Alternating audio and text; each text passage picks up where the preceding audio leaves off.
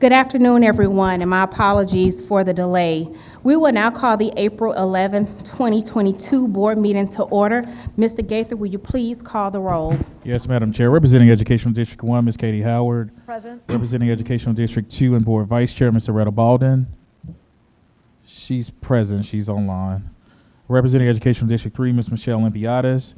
Representing Educational District 4, Ms. Jennifer McDonald. Present. Representing Educational District 5, Ms. Erica Mitchell. Present. Representing Educational District 6 and Board Chair, Ms. Isha Collins. Present. Representing Educational District at Large Seat 7, Ms. Tamara Jones. Present. Representing Educational District at Large Seat 8, Ms. Cynthia Briscoe Brown. Present. Representing Educational District at Large Seat 9, Mr. Jason Estevez. Madam Chair, you have a quorum.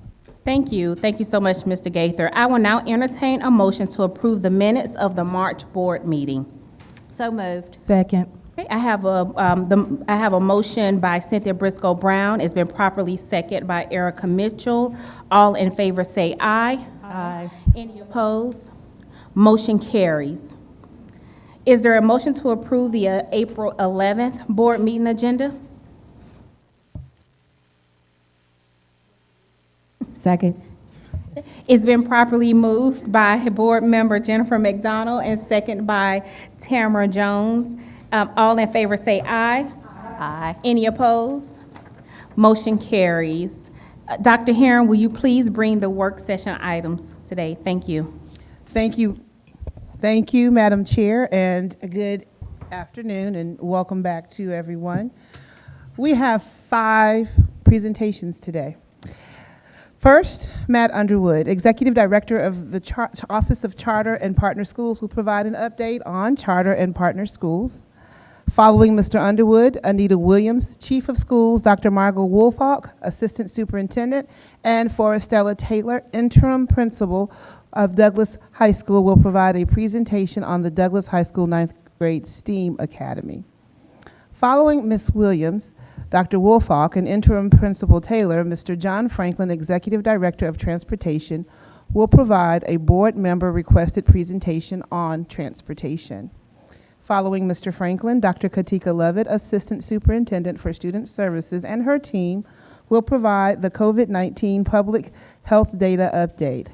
And finally following Dr. Lovett and her team, Ms. Lisa Bracken, Chief Financial Officer, will provide the monthly financial update.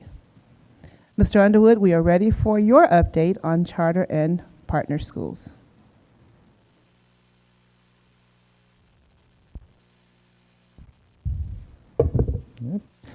You'll hear me okay? Okay. Good afternoon, Superintendent Herring, Chairwoman Collins, and members of the Board of Education. As Dr. Herring said, my name is Matt Underwood. I'm in my 3rd school year as the Executive Director of the District's Office of Charter and Partner Schools. And I'm here today to provide you with an update about our district's charter and partner schools, as well as to give you some background about the work of our office. So our team in the Office of Charter and Partner Schools works with all 25 of our district's charter and partner schools. First and foremost, our main responsibility is to ensure schools are complying with the requirements and performance goals in their contracts with the district. One example of this oversight in action is the charter renewal process that we facilitate using internal and external evaluators to thoroughly review and assess petitions to renew existing charter contracts. Additionally, our office provides support to charter and partner schools to help them in better serving their students, such as through establishing a buyback services program that allows schools to benefit from the district's scale by purchasing services through the district, like IT support, at a lower cost than they might otherwise find on their own. We also can act as thought partners with schools as they grapple with challenges. One example is how we've helped bring together several of our district charter schools to explore different ways of using the state's new weighted student enrollment lottery process as one of several mechanisms for schools to maintain or increase the economic diversity of their student body.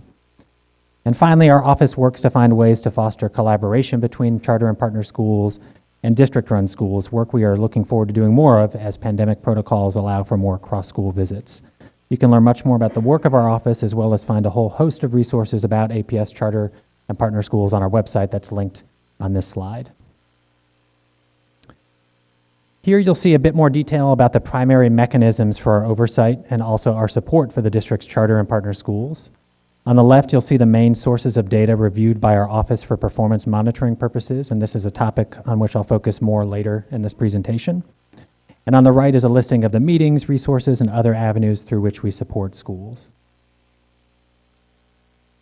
So before getting into more specific updates about charter and partner schools, I think it's important to highlight some general differences between these different types of APS schools. Charter schools have been in existence in our district since 2001 with the opening of Drew Charter School as the first charter school in Atlanta Public Schools, while partner schools are a relatively new model unique to APS created as a part of the district's school turnaround strategy under APS's charter system contract, with the first district-run school transitioning to partner school status in the 2016-17 school year. Charter and partner schools are both in contracts with the district, but while charter schools are governed by an autonomous nonprofit board, partner schools are governed both by the Atlanta Board of Education and the partner organization's nonprofit board, along with school-level governance through a GO team at each school. A partner school serves as the neighborhood school for a district-defined attendance zone and must adhere to certain district policies such as student enrollment and student discipline. The length of partner schools' contracts is longer, reflecting the fact that the school turnaround effort for which partner organizations were contracted will take time, but both charter and partner school contracts can be renewed or not by the district. Finally, although charter and partner schools do have a higher degree of flexibility and autonomy in their policies by way of their contracts, they must all comply with special education, ESOL, and health and safety laws and rules, and are monitored for such compliance. Here on slide 7, you can see the current demographic profile of charter and partner schools in the aggregate. On average, charter and partner schools reflect the demographics of the district as a whole. So I'll now shift to a more specific focus on our district's charter schools. Currently, there are 19 district-authorized charter schools operating in APS, and you can see them displayed on a map of the district here. In total, approximately 20% of our district students are enrolled in an APS charter school, an enrollment percentage that has held steady for the past several years as schools are near the enrollment caps that are defined in their charter contracts. And this slide shows those specific enrollment level, enrollment caps, and grade ranges for each charter school. As I referenced on the previous slide, that overall charter school enrollment growth has flattened in recent years as schools near their enrollment caps that are featured on this slide. I note that some charter school organizations have schools spanning multiple campuses, but a single charter contract with the total enrollment cap defined in the contract as displayed on this slide. While the pandemic limited the availability of state assessment data for all Georgia schools last year, our Office of Charter and Partner Schools team has retooled our performance monitoring and reporting framework in anticipation of the return of the full administration of Georgia milestones and reporting of CCRPI by the state this school year. Historically, our annual performance report has focused mainly on academic and financial performance, but this fall we will publish an expanded report that also shares performance and compliance data in other domains. These additional domains include school climate, using measures such as the state's climate star rating and a comparison of the charter school's student diversity as compared to schools its students would otherwise attend. Operational performance, such as compliance with data reporting requirements and the protection of student and employee rights. And governance, based on measures such as the charter school board's compliance with open meetings requirements and effective standards of nonprofit governance. The report with this information across all of these domains will be published on our office's website later this year as data is made available by the state. Although Georgia milestones and CCRPI data was not available for last school year, we were able to run all charter and partner organizations' independently audited financial statements through our financial monitoring framework.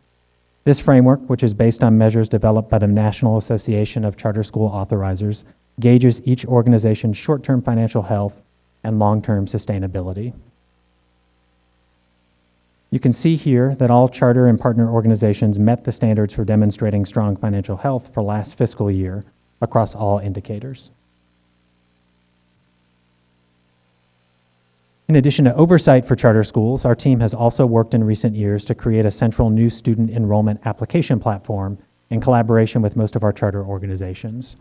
Prior to 2020, a parent seeking to apply for enrollment for a student at a district charter school would have been confronted with a different application process and timeline for all 19 of these individual charter schools. In partnership with our charter schools, the Apply APS Charter platform was created, and it's helped to bring about greater equity of access, ease of use, and transparency in the charter school enrollment process. Parents are the primary beneficiaries of this new system, and feedback gathered from parent users shows an extremely high satisfaction rate with the tool. But as a district, we also benefit by having access to much better data about charter school enrollment trends through this centralized system. This year marks the third application cycle through Apply APS Charter, and you can see that the black line representing this year's applications indicates an over 20% increase in the total number of charter school enrollment applications as compared to the 2021 cycle.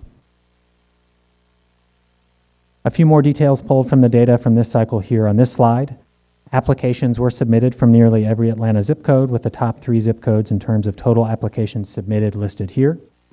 The number of applications was significantly higher than the number of open enrollment spaces available at charter schools, with only about 15% of applications resulting in an enrollment space following schools' random enrollment lotteries last month. 2 brief final charter school-related updates before I turn attention over to our partner schools. First, as the district's Office of Charter and Partner Schools, our team manages APS's process for receiving and reviewing applications from petitioners seeking to potentially open a new district-authorized charter school in APS. Although 3 organizations submitted the required letter of intent in December of this past year indicating their intention to apply, none actually followed through with an application buyer deadline last month. Instead, each stated that they would pursue authorization through the State Charter Schools Commission. Speaking of the State Commission, as you may be aware, it was created in 2012 and is an entity that can approve new charter schools around the state of Georgia through its own authorization process, independent of any local school district. As of this past October, a little over 1,100 students who were zoned for APS were instead enrolled in a State Commission-approved charter school. It's possible that this number could increase next school year as 6 new state charter schools are slated to open with APS, either a part of their attendance zone and or physically located near APS boundaries. My next set of slides center on our district's partner schools. APS is contracted with 3 organizations, Purpose-Built Schools Atlanta, Kendesi Schools, and KIPP Metro Atlanta Schools, to operate partner schools in the district. Again, as I mentioned earlier, these are all previously district-run schools that were on or in danger of being on the Governor's Office of Student Achievement's list of schools identified for possible state intervention. The majority of these schools are in the Carver cluster, with 1 partner school, KIPP's Woodson Park Academy, located in the Douglas cluster.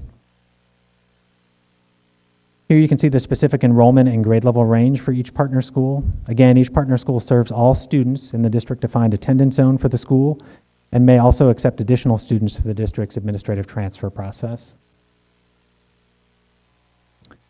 As I described with our charter school performance reporting process, in conjunction with the return of the full administration of Georgia Milestones and CCRPI this year, we will be publishing a new, more comprehensive annual report on partner school performance to include school climate, operational, and governance measures in addition to academic and financial performance. Many of these measures are similar to what we review for charter schools, though one area of difference for partner school monitoring lies in academic performance. Partner school contracts track academic performance based on the district's Challenge Index, which measures student achievement relative to the percentage of students who come from economically disadvantaged households or are English language learners. Of the district's 3 agreements with partner school organizations, the first one, whose initial term will soon end, is Kendesi in June of 2023. Here we propose a general overview of the process and timeline for determining whether the district wishes to continue to contract with Kendesi to operate Gideon's Elementary as a partner school. If Kendesi expresses a desire to continue as a partner school operator, our office would manage an application and evaluation process, which would include soliciting feedback from the entire Gideon's Elementary School community and a recommendation no later than December of this calendar year on whether to continue partnership with Kendesi to operate Gideon's beyond next school year. Here, in my apologies, incredibly small font, you'll see a summary of the terms and performance standards from the agreements with our other partner school operators, Purpose-Built Schools Atlanta and KIPP Metro Atlanta Schools. You'll note that the initial academic performance review period for some of these schools are coming up in the near future. And in addition to the review of performance against these goals, as I mentioned earlier, this fall our office will be producing a more detailed annual report for each partner school, along with a number of different additional measures. I did want to provide a brief update on efforts to support students and families impacted by the impending demolition of the Forest Cove apartment community. Forest Cove is currently home to just over 350 APS students, mostly in partner schools that are operated by purpose-built schools, but also students in several district-run schools and district charter schools. And with these students and their families in the process of being relocated for the next several years, our team at the Office of Charter and Partner Schools, as well as the district's student services team, have been contributing as a part of a broader network of partners working to support students and families through this transition.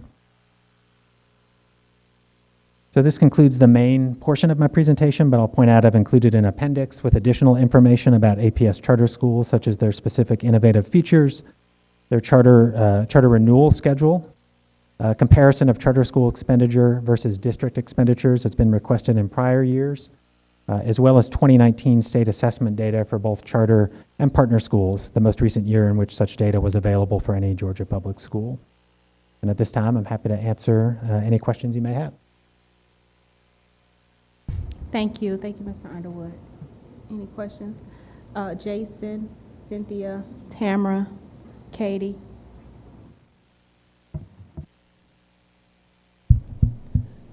Hello. Hey, hello. Good to see you. Couple quick questions, I think. One is on page 7. The one I found it interesting that, although it makes sense, but I just want to call it out. The charter school populations somewhat align with the general population demographically. But it was interesting that 96%, when you go to partner schools, it's 96% African American, 0% white, which is disproportionate. That being said, the partner schools tend to be, they are all in low-income areas, low-income communities, which goes back to the thing that we always say, which is in Atlanta, race is tied to socioeconomics. But I just wanted to point that out because I thought that was a fascinating statistic. I was curious about the 54% economically disadvantaged for the district. Has that number gone down over time? That seems low. For the district? Mm-hmm. Yeah, so these numbers are based on the economically disadvantaged data based on direct certification. So whereas previously some of the data you may have seen was based on free and reduced price lunch status, Right. since the district's converted to district-wide eligibility, this is direct certification status only. Okay. So in fact, the rates across all schools may in fact be higher, but this is just to have an even analysis across schools using Okay. the direct certification data. So it's probably the change between, like you said, direct cert versus free and reduced lunch. Yes. Because I thought it was in the 70s or something percent. Yes. Yeah. So with direct cert, if I remember correctly, we're looking at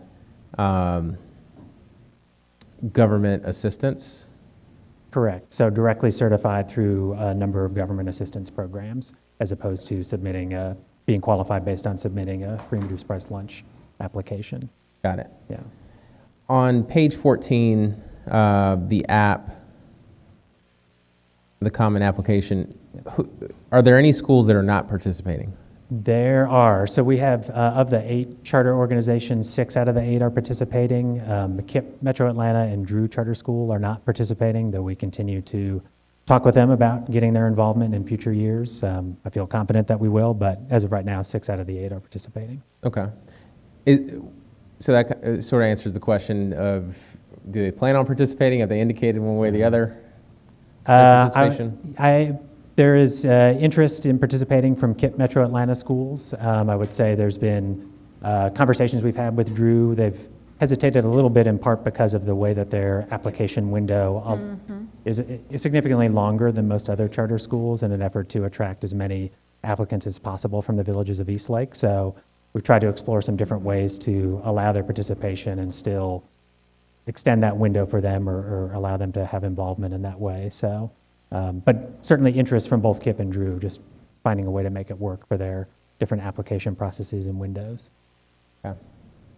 And the last thing is with Carver, as you pointed out, most of the, and this is not necessarily for you per se, but just wanted to throw it out there because I know there are several people on the board who are aware of the issues with the partner schools having essentially several schools in Carver cluster that are partner schools and then the other half essentially not. And that continuity, that consistency across schools that you might see in every other cluster is not necessarily in the Carver cluster. And making sure that we're being intentional and strategic about how we address that issue, because it is an issue that community members are raising and something that we need to address. So that's not really a question, it's just a comment just based on what you said about the fact that most of the partner schools are in the Carver cluster. Absolutely. Cynthia, go ahead, yes. First of all, thank you for the explanation on the economically disadvantaged number. I think, too, we see that number being different from the way we used to figure it because many of our parents are reluctant to apply for services. And so it's an opt-in rather than an opt-out in some ways, so that we don't end up capturing the number of families who truly live in poverty because not all of them are willing or able to engage with that system of application.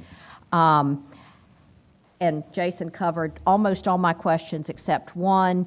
You indicated that partner schools all have Go teams. Do they all actually have functioning Go teams at this time? Because I know that's something that we've struggled with in the past. Yes, so they do all have Go teams. Are they all high functioning? No, there's definitely room for them to improve. I mean, it varies from partner school to partner school, but yes, they all do have established Go teams. Are we working with them to make those really robust and functional groups? Absolutely, yes. Yeah, working to increase their capacity, working to make sure that they're getting a wide number of candidates for Go Team elections, all of that, working on all of those things with our partner schools and with the Go Teams office here. Do you know whether our partner schools have PTAs? Most of them do. In fact, yes, actually all of the partner schools do have PTAs. Okay, all right. And so we are encouraging family engagement at all of the partner schools. That was one of the commitments we made when we developed that model, and we need to be sure that that's a consistent offering within our partner schools, as well as our traditional schools. Obviously, we have traditional schools with Go teams that function relatively better or worse than others. But we need to make a particular effort, given that extra layer of governance and administration that the partner schools have, that parents and community members really feel like they have that involvement. Yeah, certainly. Thank you, Tom. Oh, yeah. Thank you for the presentation, and thank you, Cynthia, for teeing up one of my questions. So about the Go teams, I was also curious about your department's position or the participation in the schools with the Go teams, with the cluster advisory teams in each cluster, but not limited to the partner schools, the charter schools as well. I mean, it does seem like there's potential for synergy, there's potential for problem solving if everybody's doing that. So how are you approaching that? Yeah, great question. So we definitely encourage all of our charter schools to participate in the cluster advisory team process. I know as a former charter school leader here in the district, it was important for me to be involved in the cluster advisory team for the cluster our school sat in. I'll say some of the disruption of COVID and the frequency of cluster advisory teams, I think, reduced some of the momentum that had been building and getting the charter schools involved in those meetings, but hoping to see that kind of return to where it was going before. And for the partner schools, we require them to participate in the cluster advisory team process. So as a sort of part of their Go team governance, we see that as a part of that process, and being involved in the cluster advisory team is something that we require of the partner schools. Similar to answering Board Member Briscoe Brown's question about the Go teams, I think we see some variety of participation and engagement from partner schools in the cluster advisory team process, and something we're making sure that they're focused on and continue to try and improve with the Go team office here as well. Okay, thank you. And then a couple of, Jason mentioned your new dashboard tool that's being developed, which looks really interesting, and I'm excited to see that. Had a little bit of, are we going to be measuring, in terms of compliance monitoring, our traditional schools differently than our charter and partner schools? Is that are we going to have similar measures? Or is this just a dashboard entirely for them? I know we have our APS insights, but then now we've moved to the map when we're talking about the growth. And I know that not all of I don't know if anyone uses the map in those, but just how are we looking at those different monitoring measures? So I can speak to the charter and partner school performance monitoring framework. A lot of that is driven by what's in their contracts with the district. So what we're tracking and monitoring are the performance goals and requirements that are in the charter contracts and the partner agreements that the schools have with the district. Layered on top of that, I would say all of the district-wide goals. Certainly charter and partner schools are a part of that data in the same way that charter and partner school data is a part of all state and federal accountability requirements. In terms of monitoring progress towards the district-wide goals, you're right, not all of the charter and partner schools use the same MAP assessment, for example. Many of them do, but not all do, and we don't necessarily can't require them to use a particular formative assessment. But in terms of monitoring progress towards the goals in their charter and partner contracts, that's something that'll be included in our performance monitoring report, in addition to the data that we'd get for the district-wide goals through milestones, CCRPI, et cetera. Thank you. And I just have a couple more. One is so you mentioned the district-wide goals. That made me think of the strategic plan and, our sort of goals and guardrails. Are they operating outside of our strategic plan or like within our strategic plan? Would you like me to answer that one? So they're certainly their data is a part of our district-wide goals in the strategic plan. So that data would all feed up from charter and partner schools into the district goals as well.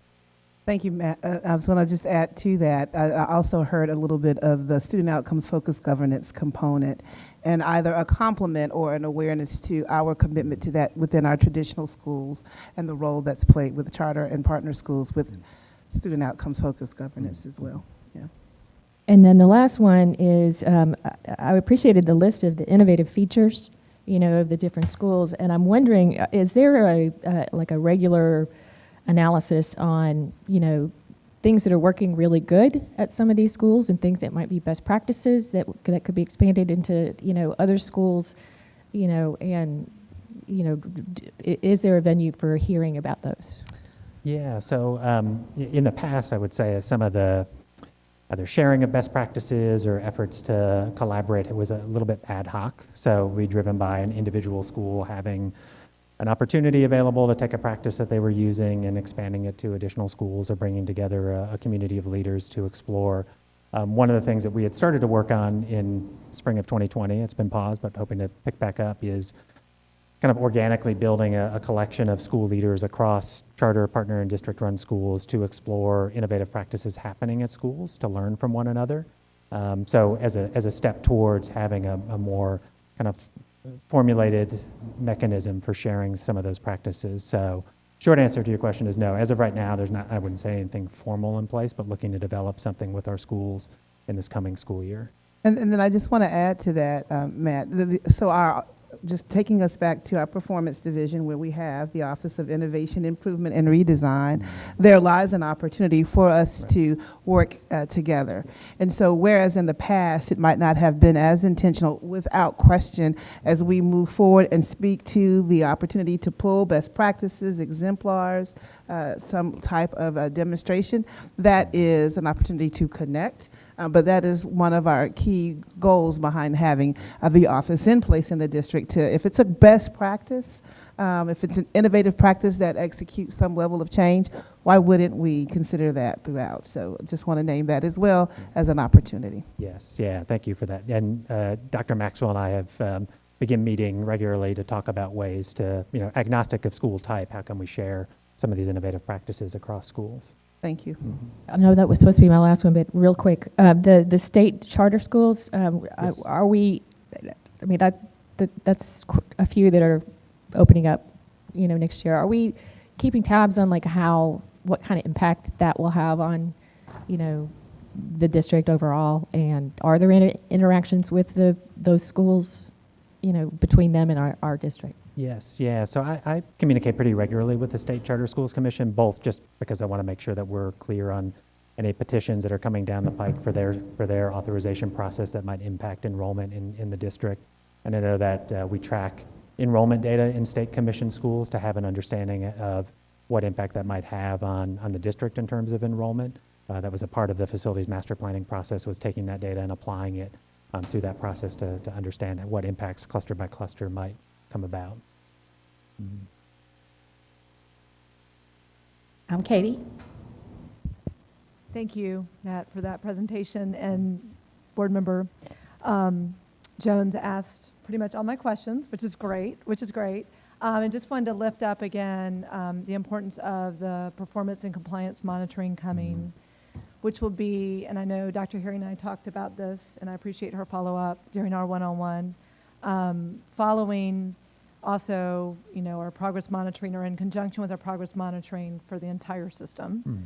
And I know it'll be deeper, and I, see here also it'll include looking at governance, go-team training, and governance requiring, like Board Member Briscoe-Brown brought up, and making sure that our go-teams at our partnership schools, and of course our charters and all our schools, are well supported.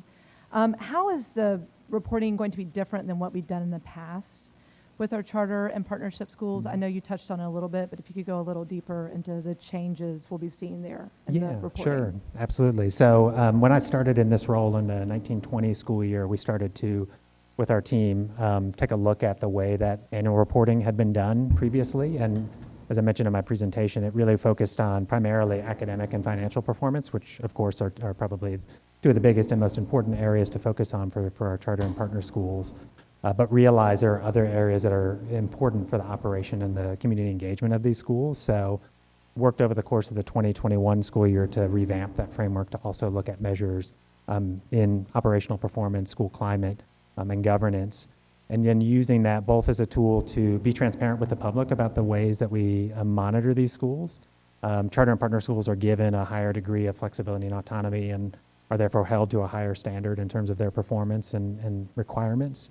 But then also to drive conversations with the school operators around areas where they may have need for improvement. What is their plan, for example, if they're struggling with getting a Go team functioning effectively, what steps have they taken, what steps will they take to improve in that area? And then hopefully we see improvement, and if we don't, then that becomes a conversation as we evaluate their performance against their contract in future years. That's excellent. Great to hear, and knowing how we can further support them, and also looking at best practices. You'll have more information. And back to Board Member Estevez's mention about bringing, I guess, really more cohesion to clusters that do have a mix. Looking forward to the strategic planning process for the Carver cluster, where we can really dig into that and have this data and see what's working and what needs additional support. And then lastly, just going back to how opportunities to collaborate, cluster advisory teams, I'm glad Board Member Jones brought that up.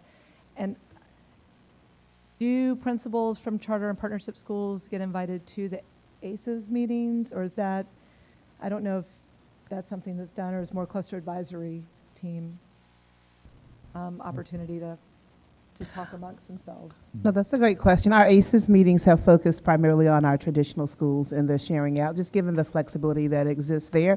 Certainly, there is no reason to turn away any desire to participate, but as we've initiated this in this first year, it's primarily been our traditional schools. And that makes sense. No one needs to have a meeting just to have a meeting. Yeah, so cluster advisory teams and having them invited to those seems like it's a great opportunity. I think that covers my questions. I'm looking forward to receiving even more data and definitely sharing best practices and how we can support one another. Thank you, Matt. Thanks. Any questions? Any additional? Last question, Mr. Underwood. What is the projected date for that performance monitoring report? It should be completed no later than December, probably by November. Part of it's contingent upon when the state releases its CCRPI is probably the last set of data that we'll get, and that's typically around October in prior years at least. So once that's done and we compile that into the report, finish the narrative, and then meet with each individual partner and charter operator, then we'd publish the report. So probably November is the likely date when we'd publish it.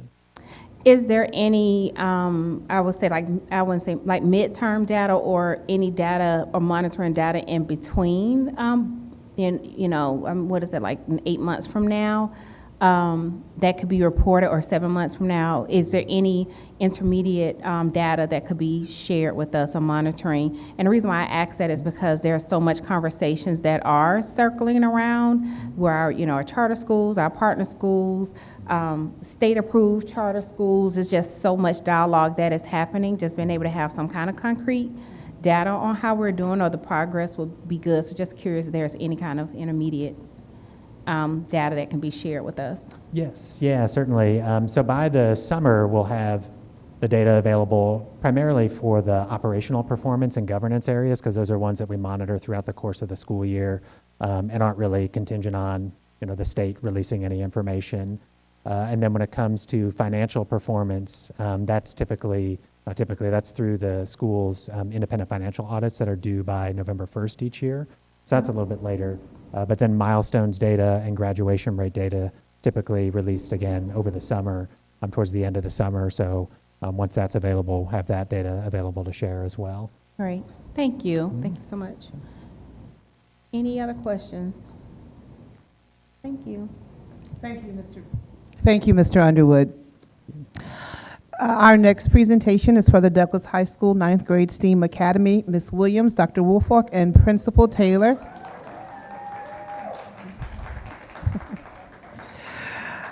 We are ready for your presentation on the Douglas 9th grade high school STEAM Academy. So, good afternoon, Board Chair Collins, Vice Chair Balden, members of the board, and Superintendent Herring. Today, members of my team from the Division of Schools will share information about the plan to pilot a Frederick Douglass 9th grade STEAM Academy at Fane. As you know, approximately 1 month after the beginning of the new school year in September of 2021, Frederick Douglass High School experienced an abrupt and unexpected transition of leadership. Consequently, this interruption in leadership further exacerbated the existing challenges and vulnerabilities at the school. Shortly thereafter, Principal Forestella Taylor was reassigned to serve as interim principal and was recently named principal of Frederick Douglass High School pending board approval. Since Principal Taylor's arrival, she is willingly and aggressively taking on the enormous task of restoring high expectations, pride, and stability for the school's staff, students, and families.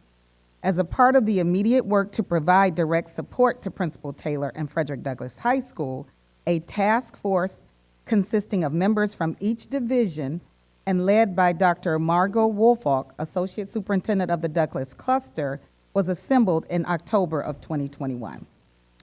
Part of that immediate work was to develop a plan to stabilize the school and create structures to recreate the culture and support the most vulnerable students, which have been identified as our 9th grade students. One of these structures is the pilot Frederick Douglass High School 9th grade STEAM Academy. Tonight, or this afternoon, Dr. Woolfolk and Principal Taylor are both here to share the exciting details for the pilot 9th grade STEAM Academy, and answer any questions that you may have. Dr. Taylor? Good afternoon, everyone. Afternoon. I am Forestella Taylor, for those of you all who I have not had the pleasure of meeting. And as Ms. Williams has stated, I am currently the proud interim principal of the Frederick Douglass High School. I will try to be as concise but very thorough in what I need to share with you all today. But this is very much a labor of love for me, and I can oftentimes become extremely passionate and extremely loquacious as it relates to students in general, but in this particular case, our At Promise students at Frederick Douglass. I need to be clear that I stand before you, although I know that there are many purposes and many questions and many wonderings. I stand before you today simply as an advocate for my students, for my parents, for our families, for our staff, and for the entire Douglass cluster. We are on the beginnings of something great for this community, and I'm very excited about it. So the purpose for me today is to share with you the current status of Frederick Douglass and what we project to be something that is extremely innovative and needed for our students and this community at this particular time. I didn't realize I was working it. Thank you. Currently, I'm going to review our academic and school climate data, discuss existing interventions that we've implemented, and then, of course, present to you a short and long-term solutions to address current challenges and build on the history and strengths of the Frederick Douglass High School. It's important that I note that when we leave here, although some of the information that I plan to share with you, I'm being extremely candid, transparent, and a lot of it may not be something that's appealing to the ear, but it's our reality currently. It is not where we will be in the next 5 years or less.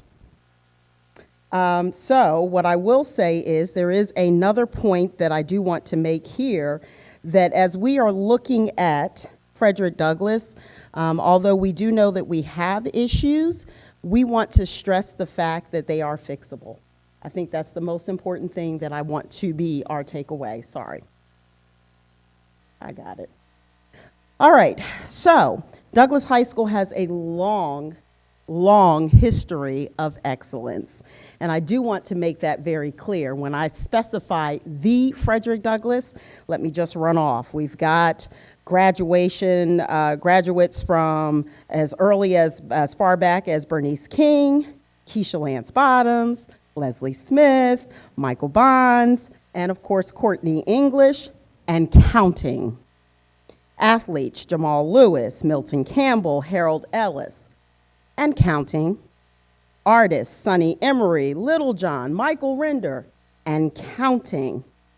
It is important to note that we are educating students and scholars currently that are going to be the next part of Douglass High School. They are a part of our future excellence.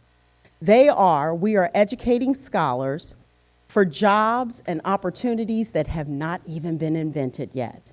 That currently resides at the Frederick Douglass High School that I am leading, but yet you don't often hear about. So currently at our school, we do have 11 students who are projected to graduate early, 15 students competing in engineering competitions, 38 students meeting or exceeding math growth targets. But I also want to tell you about two tales, even though it says one here. A typical student at Douglass looks like this. Student who is on the track and swim team captain, on student governance, member of the Douglass chorus team, Harvard bound, so he thinks. I hear that's changing. And he truly embraces what it means to be a Douglass graduate. A story that I want to quickly tell you about this particular student, as we strolled across Astro Park one afternoon, as he told me, Principal Taylor, I see what it is that you're trying to do. And I said, well, I think that's great. He said, but you know what? I know you cannot fix Douglass in the short time that I have remaining here, but can you just get our school right so it can be something that I can be proud of when I return?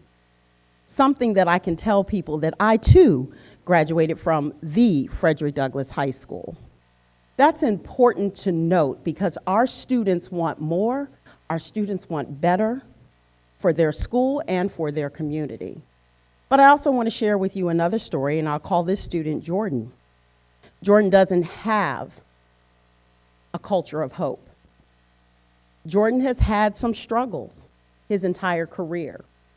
Jordan would not be what we would consider a model student. But Jordan can be found in our hallways daily because he knows that he must come to school. Jordan is so lost as it relates to, I don't know which way to turn, I don't know where I'm going, I don't know what tomorrow brings, that Jordan is fighting his way to get back into an alternative setting. And will tell you so. And his number one reason, because he is a person of high charisma, is because I can't read. That is also the reality of a Douglas High School student currently. So let's look at some of the challenges that has brought us here today to even consider a ninth grade academy, or why so much focus on ninth grade. Currently, the school's average daily attendance, which is below the district's average daily attendance of 78.6, it's actually higher than that at this particular point. At 80.2 is what I read this morning. Our ninth graders, or actually 78.6 is Douglas's average daily attendance and below the district's attendance, but our freshmen are at 75.6. Out-of-school suspension rate, the highest in the district, 3.73, but our ninth grades, 5.52%, also the highest for the district. And unfortunately, our failure rates, 49.2 collectively, but for our ninth grade students, 52.7, meaning they are failing one or more courses. Please make note of that number. And our overarching graduation rate for this past school year at 69%, and unfortunately, again, the lowest in the district. This is what brings us to this point of we must do something differently and urgently with a focus on ninth grade. And I would be remiss if I did not stand before you and tell you and be honest with you, being the potential 11th principal in 10 years for Frederick Douglass High School has added to the concerns surrounding Douglass. If you look at our school climate, this isn't something that's new. This isn't something that has just been brought about because of the pandemic. If you look at the Georgia School Climate Survey data, it is clear that concerns surrounding Douglass in terms of culture and climate have existed as far back as 2016. I want to highlight during the past 30 days, I feel safe in my school, and this is the student's perspective. Only 50% of our students feel safe. And this, again, was the last survey right at the end of the pandemic. I have felt unsafe at my school or on my way to school or from school, 65% of our students. Students at my school fight.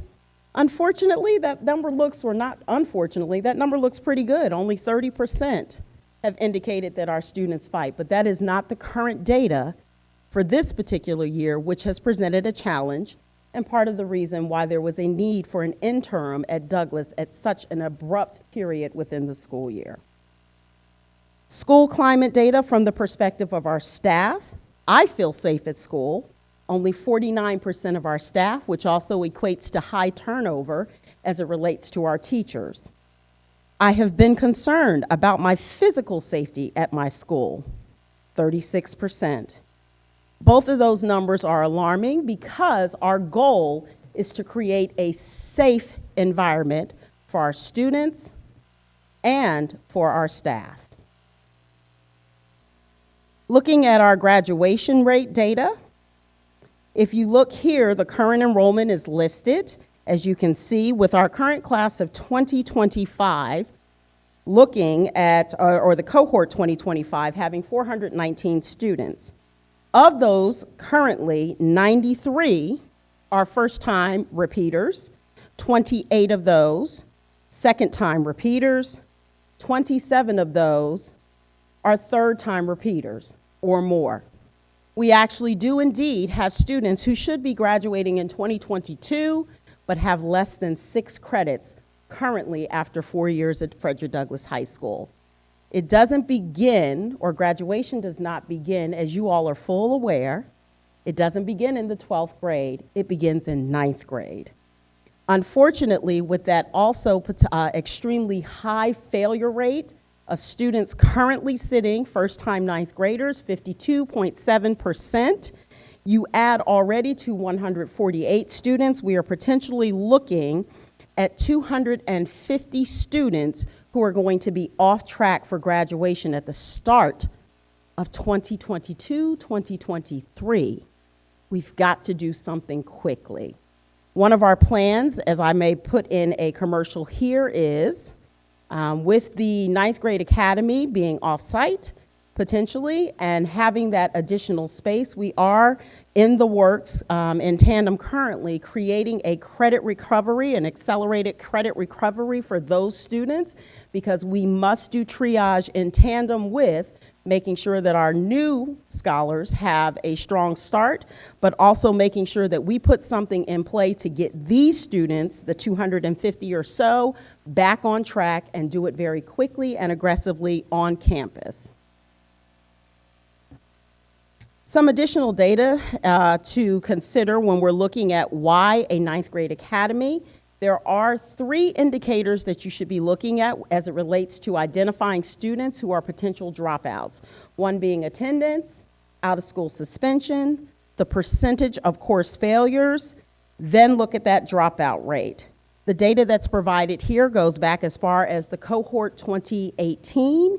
If you look at the attendance rate, 85.9 doesn't look too bad, but that increasingly goes lower as it relates to our current 9th grade students. 1 or more out-of-school suspensions, that would be 1 or more students, or each number represents the number of students who has 1 or more out-of-school suspensions. Currently, that number is at 215. And although we have done a great job of lowering the temperature in a very short period of time since I have arrived in October, we still need to get ahead of the curve before we begin next year. Percentage of failures, you can look at that and how that correlates, and that's very simply put. When students don't go to class, we should anticipate high failure rates. And then looking at the percentage of dropouts, all right? Which ultimately leads to a decreased graduation rate. So the concern here is we are looking at currently 69%. The question would be, what will we look like if we don't do something innovative, if we don't do something that is different from the normal interventions that we are providing for our students? So, another concern that plagues Douglas currently that we really don't often want to talk about is the reality of gang activity within our building. And so we are all familiar with watching WSB TV and other news channels in the morning. My reality is my husband and I have coffee in the morning is, dear Lord, please don't let it be another one of my students. And that's real. And unfortunately, far too many times, that's exactly who it is. Or getting that call at 12:30 a.m. to say one of your students has just been shot while on spring break. That's our reality. And where I do not have a magic wand to fix what's happening in the community, I do have a responsibility to make the environment within our school so protective, so safe, that what happens in their outside world does not flow over into our inside world. The name of this game is to be proactive versus being reactive, which we are having to be right now. So what have we already tried? We've done summer bridge programs, and we're doing one this summer. We've done 9th grade introductory programs, and we have planned one heck of a great one this summer. Buddy systems, mentors, counseling, business partners working with our students and outside agencies, credit recovery and personalized learning, much of which is also done at our other high schools. And yes, we have attempted to create a 9th grade wing on campus. Currently, that was created this year. where the third floor was dedicated just for our ninth grade students. Unfortunately, as you can see by our current data, it has not been successful in deterring many of the things that are impacting Frederick Douglass High School. So the challenges to ninth grade are not unique to Douglass. This is something that's typical. Back in the day, it used to be called the ninth grade bulge. And what that simply means is, if you look at any ninth grade class, no matter where in high school, whether here in APS, outside of APS, across the nation, the ninth grade class typically tends to be the largest enrollment or have the highest enrollment. Part of that is because of the transition from 8th to ninth grade is one of the most challenging for adolescent learners.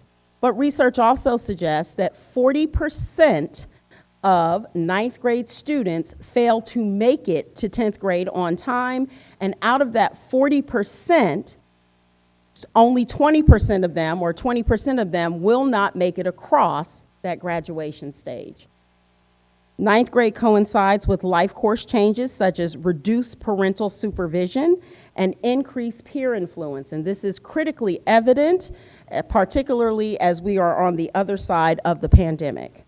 Unsuccessful ninth grade transitions are also correlated with repeating the ninth grade, disconnecting from school, and ultimately dropping out. An organization of some high schools can create a major source of difficulty. This is especially true at Douglass High School, which I will share with you the uniqueness of our campus, the fact that we have 3 beautiful buildings, and the fact of how our students have to transition. It does indeed add to the concerns as it relates to how our students transition and their success being on campus currently, on our current campus. So what else is needed? Of course, we have wraparound services, mental health services. We have double the amount of social workers. We do have 1 additional counselor. We are doing everything we possibly can within the APS 5 personalized learning, and there is an increased focus on dropout prevention strategies. But what our proposal is that we need to develop smaller learning communities or houses, implementation of a ninth grade STEAM academy, because STEAM is indeed our signature program, and provide a broader strategy for revisioning what high school can look like for the experiences for our students. So what I'm showing you here is the profile of a STEM or STEAM graduate. So what's important to note here is the first one, is that the increase or the opportunity for a ninth grade academy does give us a jump start so that we can actually get our students in the mindset of what a STEAM student or a STEAM profile student would look like by increasing the opportunities for students to take challenging courses. A lot of that is taking place right now with the increased collaboration with Douglass High School and John Lewis. And also I want to note that this is an increased opportunity to fully explore STEAM at a different level. One of our greatest challenges is we provide or have lots of opportunities for our students, but we can't get them in class. And if they're not in school, or if they are on campus and not in classrooms, then they cannot take full advantage of the interventions that we provide. And I know much of what I am stating sounds, well, yeah, that's pretty much a high school student. It's at a different level when you are dealing with students who were already traumatized before the pandemic, and now here we are post-pandemic. So, what is our proposal? Short-term, pilot a ninth grade STEAM academy temporarily located at the former Fane building. Hire a dedicated ninth grade STEAM academy administrator and faculty member, and I am going to come back to that point. Provide explicit academic, social, emotional, and wraparound and high school transition supports. What I want to focus on as it relates to a program administrator, we did indeed, as my job coming on as the intern was again to lower the temperature, secure the environment for Douglass so that we can continue to move safely. That has been my focus, the culture and climate of the school, but we cannot wait to address the concerns surrounding ninth grade. So the decision was indeed made that in order to move this work forward, as we are already meeting with a ninth grade task force since week 1 of my arrival at Douglas, there was a need for someone to focus on the research, strategies, implementation of the potential of having a ninth grade academy. So there was a need to go ahead and have one administrator just focus on innovative strategies to address the concerns, and so that person has already been onboarded. The rationale here is a dedicated STEAM academy will allow for more personalized support, allow for more targeted wraparound interventions, which I will discuss in detail later, and of course, decrease the elevated dropout rate. And ultimately, our goal is to improve academic outcomes for ninth graders, improve attendance and behavior outcomes, improve academic and climate concerns and outcomes as students transition from ninth grade, transition to ninth grade. Long term, what we are looking at is 2023, the start of next year, all the way through 2026. As I've already stated, we know that graduation does not happen at the start of 12th grade. It is important to monitor these students and the opportunity for us to increase our graduation rate all the way through 2026. But we want to design a community-driven, research-based process to reimagine the student experience at Douglas, identify proven innovations in applied learning, personalized learning, culture, and climate. Currently, our cluster is collaborating with the University of Virginia to identify and engage research-based practices needed to execute design thinking and planning through the levers of system leadership, support and accountability, effective talent management, and instructional infrastructure. Our rationale here is the challenges with the high school experience require bold, whole school innovations to ensure equitable outcomes for all. It is time to do something for our Douglas community. Ultimately, our goals here would be improved academic and climate outcomes for all Douglas High School students, ultimately reach our opportunity for STEAM certification, and of course, again, increase our graduation rate. So why pilot a ninth grade STEAM academy? This is recent research. Ultimately, many of these are in line with some of the research that I've already shared with you today. Ninth grade is indeed marked as one of the most difficult transitions for any student across the board. Finding 2, there is a strong link between grade declines in ninth grade, grade failure, and high school graduation. The transition to high school is a place where students get stuck, which is what I've shared with you all today with that staggering number of 250 plus stuck students. And finding 3, the transition to high school presents 14-year-old adolescents with an entirely new set of tasks that they must manage, involving a ratcheting up of developmental demand with little support from adults. This is especially true within our community.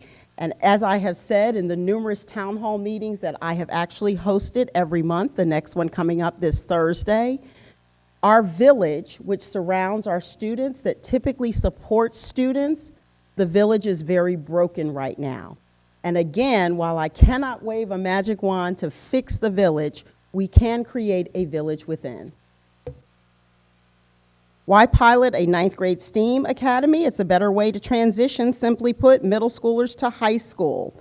It reduces distractions with fewer influences. And as it relates to more personalization, let's look at some of the realities. By moving to a ninth grade academy that's specified just for them at an off-site location, it reduces the administration interaction with students from a ratio of 1 to 450 currently, down to a ratio of 1 administrator to 150 students. Social workers, 1 to 550 to 1 to 300. And it doesn't say it here, but in terms of our counselors with our plan for the ninth grade academy, it reduces our 1 to 419 students to 1 to 150 students, which is below the recommended amount or recommended ratio as provided by ASCA. So as you can see, it does indeed provide an increased opportunity for more personalized students so that we can again rebuild that culture of hope and our village at Douglas High School. So why pilot the 9th grade campus off-site? Well, much of this has to do with the structure of Douglas and what has been tried in the past and what we have unfortunately been unsuccessful with. Moving 9th graders off-site will support addressing immediate safety concerns and rebuilding systems and cultures of hope. I can tell you as a former 9th grade assistant principal at another high school, I was indeed a part of a 9th grade study with the Georgia Partnerships for Excellence in Education. I can tell you it was a year-long study as it relates to what is successful with 9th grade academies and what is not. In the scenario that I was currently a part of, that research, it was sustainable but very limited. We did not see the incremental gains, and part of that was because of the location of the 9th grade academy within the campus. Because students continued with their day-to-day interactions, they continued intermingling with upperclassmen, and with that adolescent learner, it was very difficult to get that feel of all-inclusive, very personalized, very focused interventions on those students. And so where the 9th grade academy on campus could be a potential opportunity for some schools, it just simply does not work at Frederick Douglass. If you look at our Fane building at 83,782 square feet, if you've ever been to the Fane building, you walk in, there's 2 corridors, and there's an upstairs and a downstairs. That's it. Our students arrive.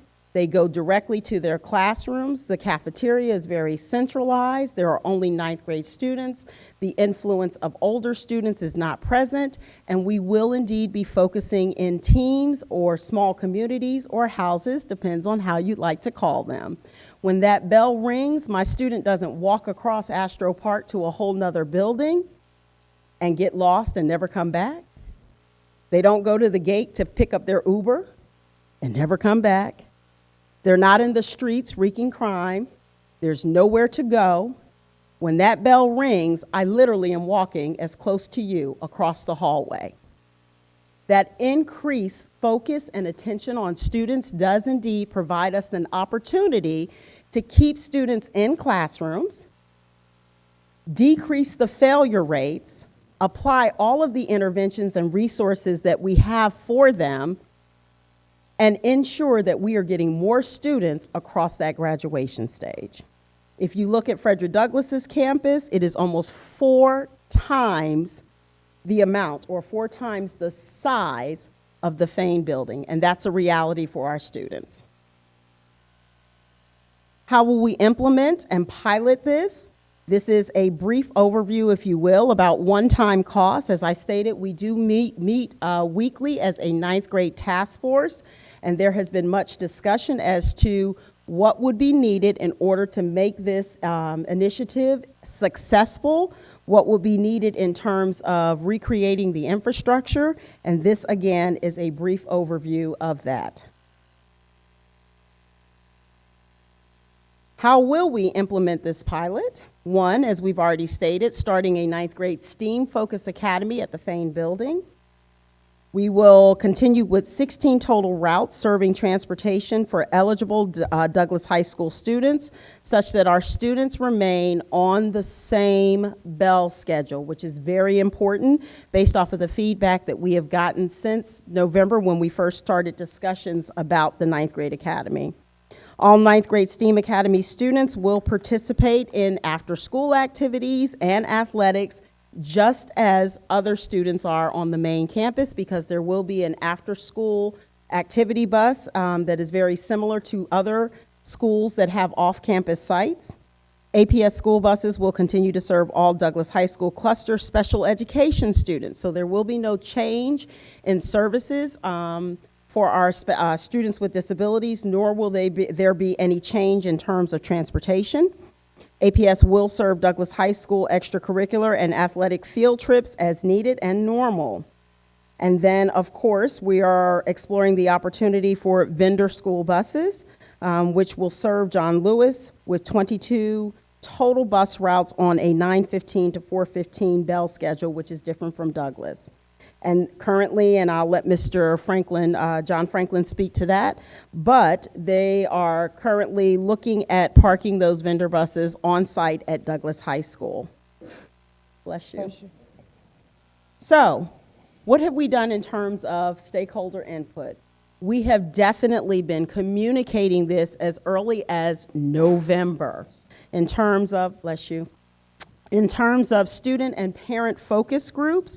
We've had 7 meetings with over 535 participants because we've actually socialized this with all of our students, 9 through 12. We've had meetings with 8th grade students. Actually, have gone over to John Lewis to have conversations with students about what they feel as it relates to having a 9th grade academy versus coming directly to the main campus. I will tell you this, where many of the 8th grade students, naturally, they are 14-year-olds, you get the initial, oh, but then the reality comes out in some of the surveys, I am a little bit scared about going. Okay? As it relates to town hall meetings, I've already discussed and shared that I have hosted those monthly, where our alumni and other community members are extended the opportunity to be there. The last and final one for this particular school year is indeed April 14th. We've had several community groups and meetings individually and focus groups, 7 to be exact, with 74 participants, all providing feedback and participating in discussions as it relates to what should we consider when, or think about when considering a 9th grade academy. And then, of course, the weekly task force meetings, district working groups. So here are some of the feedback or comments that have been taken. I'll only read a few. Great idea. My student has struggled this year with the transition. He is overwhelmed and a smaller environment would have helped him. This is a current 9th grade parent. I didn't feel comfortable coming to Douglas, and it's a lot. I wish I would have had something like this for me when I was a freshman that came from a student. I think this will help us strengthen the collaboration between John Lewis and the high school and better support our kids. The community has got to step up and support the schools, especially this. Most of the issues in our schools are coming from the community, and I support this idea. I'm just ready to get back to normal high school. These kids, 9th grade, are doing the most. We actually decided we were going to get t-shirts that said the most. And the answer to that is we absolutely are, because you're worth it. And finally, I don't want to send my child to 9th grade, not yet. It's just not safe, and I know he's out there running the streets. This is actually a parent who is full aware that their student is participating in unfavorable activity. So, why something this bold? Why something innovative? Well, there's been a lot of research out there for quite a while that simply states that typical high school is just not for all students, and we can't continue to do things as we've normally done them. So if you look at this particular research, which is recent, urban districts across the country from DC public schools, Denver public schools have concluded that traditional high school models do not necessarily work for all students. The global pandemic has increased our commitment to the power of personalized learning, relevant and applicable curricula, and deep investments in mental health and student wellness. I failed to mention that in the 9th grade academy currently, there is a dedicated wing just for wraparound services, mental health, support from communities and schools, our social worker services, and other consulting agencies that are working with our students. Reimagining the end-to-end, the 9th grade to graduation stage student experience will lead to more powerful results than incremental and potential disconnected changes to the school model. It's time to do something different for Douglas. So, here is where we are if you want to once again jog your memory, or if you've allowed me to jog your memory of what our goal is moving forward. We are indeed focusing on rebuilding a culture of hope for all of our students, not just the Harvard bound, but also for the Jordans, who are still struggling to find their way and looking for some peace within the schoolhouse, because that's what's needed. It is disheartening to face the reality that where we are here today, but we do have the opportunity to do something different, something bigger, something meaningful, something powerful that has not been done before. Something that hasn't been done, obviously, within the 10 years and the 11th principal standing before you.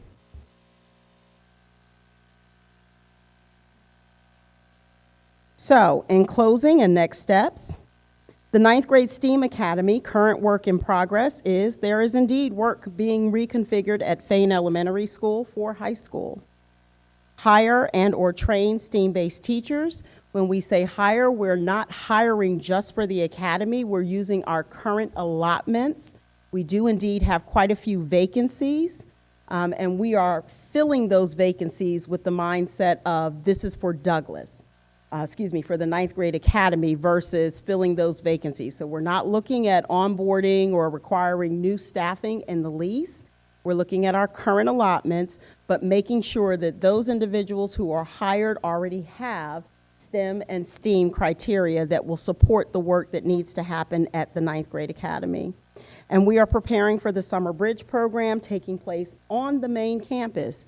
It's important that we keep that traditional feel and make sure that our students know what we're working for, that it is potentially one school, 2 campuses, and we want our students to feel a part of the traditions and the culture to make sure that we are preparing them to be the next greats, class of whatever they will be. Long-term considerations, ongoing engagement with the school and community stakeholders, by all means, that will continue. Explore reconfiguration of Douglas campus to accommodate a 9th grade academy. Again, this has been explored, but if there is an opportunity to look at this further, perhaps some restructuring, by all means, we will do so.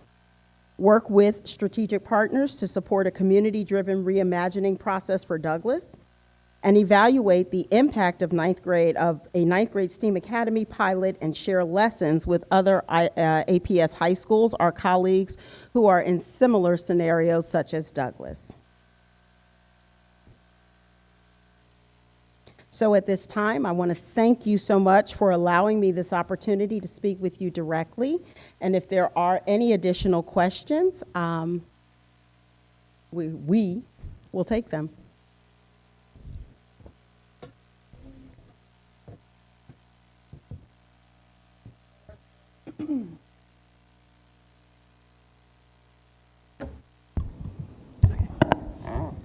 So first of all, thank you, Principal Taylor. This is really not a question. This is more of a comment for me. What you presented sometimes can be, well, what you presented, the data, the facts, can be overwhelming. But what I saw was a solution to turn it around, to fix it. You were able to identify the areas and put a plan together. That, to me, is what it looks like to have a passion for what you do, to be innovative. And for me, servicing the Douglas cluster and living in historical Collier Heights, I have seen the school at its peak of what we call excellence, and then to where we are now. I say this because it is very important moving forward that we establish a culture and a climate of expectation for our students to see who they can be and what they can become by the support that is put in place. The 9th grade academy, as I told Dr. Herring, was an approach that I've seen in different school districts that works, especially when you have a situation such as what we're dealing with in this school, in this community. It is an example of intervention. It is an example of innovation. It is also an example of strategy and being strategic on the approach. What you're creating is a cohort and creating a culture of changing the climate, the culture, and raising those expectations for those incoming ninth graders. So as they merge into Frederick Douglass High School, it's already set for them. It's not going around trying to find piece things together. We're starting at the beginning. And I just want to say thank you for your vision. Thank you, Dr. Herring, for your support and your vision. I am excited to see what come out of this. And I also want to say thank you for the community engagement, because I know they can be tough, I know. Thank you for the parent engagement and just being there for us. I do want to say welcome to Frederick Douglass. I do have a lapel pin for you. Thank you for wearing your black and gold. I figured it was appropriate. But I just want to say thank you so much, because as a board member who served the Douglass cluster and a lot of the Douglass schools, our community and our parents want more, and our students deserve more. And again, I'm just so excited for the future. Thank you for your service. Thank you.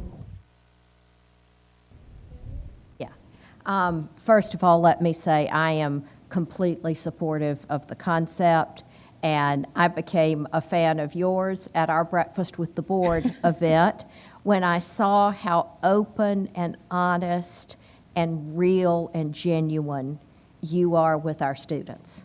I think that by itself is going to go a long way to changing the culture at Frederick Douglass High School, and I just want to take a moment to tell you that personally. Thank you very much. And thank you for being there for them.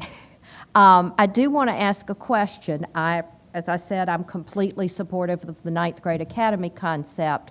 What are we going to do to support and encourage and challenge the 10th, 11th, and 12th grade students? Absolutely. So what we are doing currently is it is very much about creating an opportunity for hope.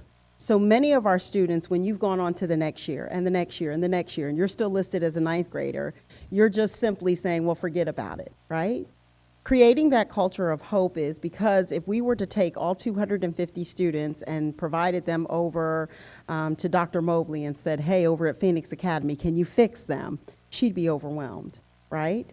Much of this is about getting our students in a position where they can go to a Phoenix Academy and move swiftly, but we need to create that Phoenix Academy feel and environment in-house on campus. Having the ninth graders at another campus does create a small wing where we can keep those students at about 100 at a time in a credit recovery scenario where they are aggressively progressing through their courses such that we can get them back on track and then matriculate them back into the general population.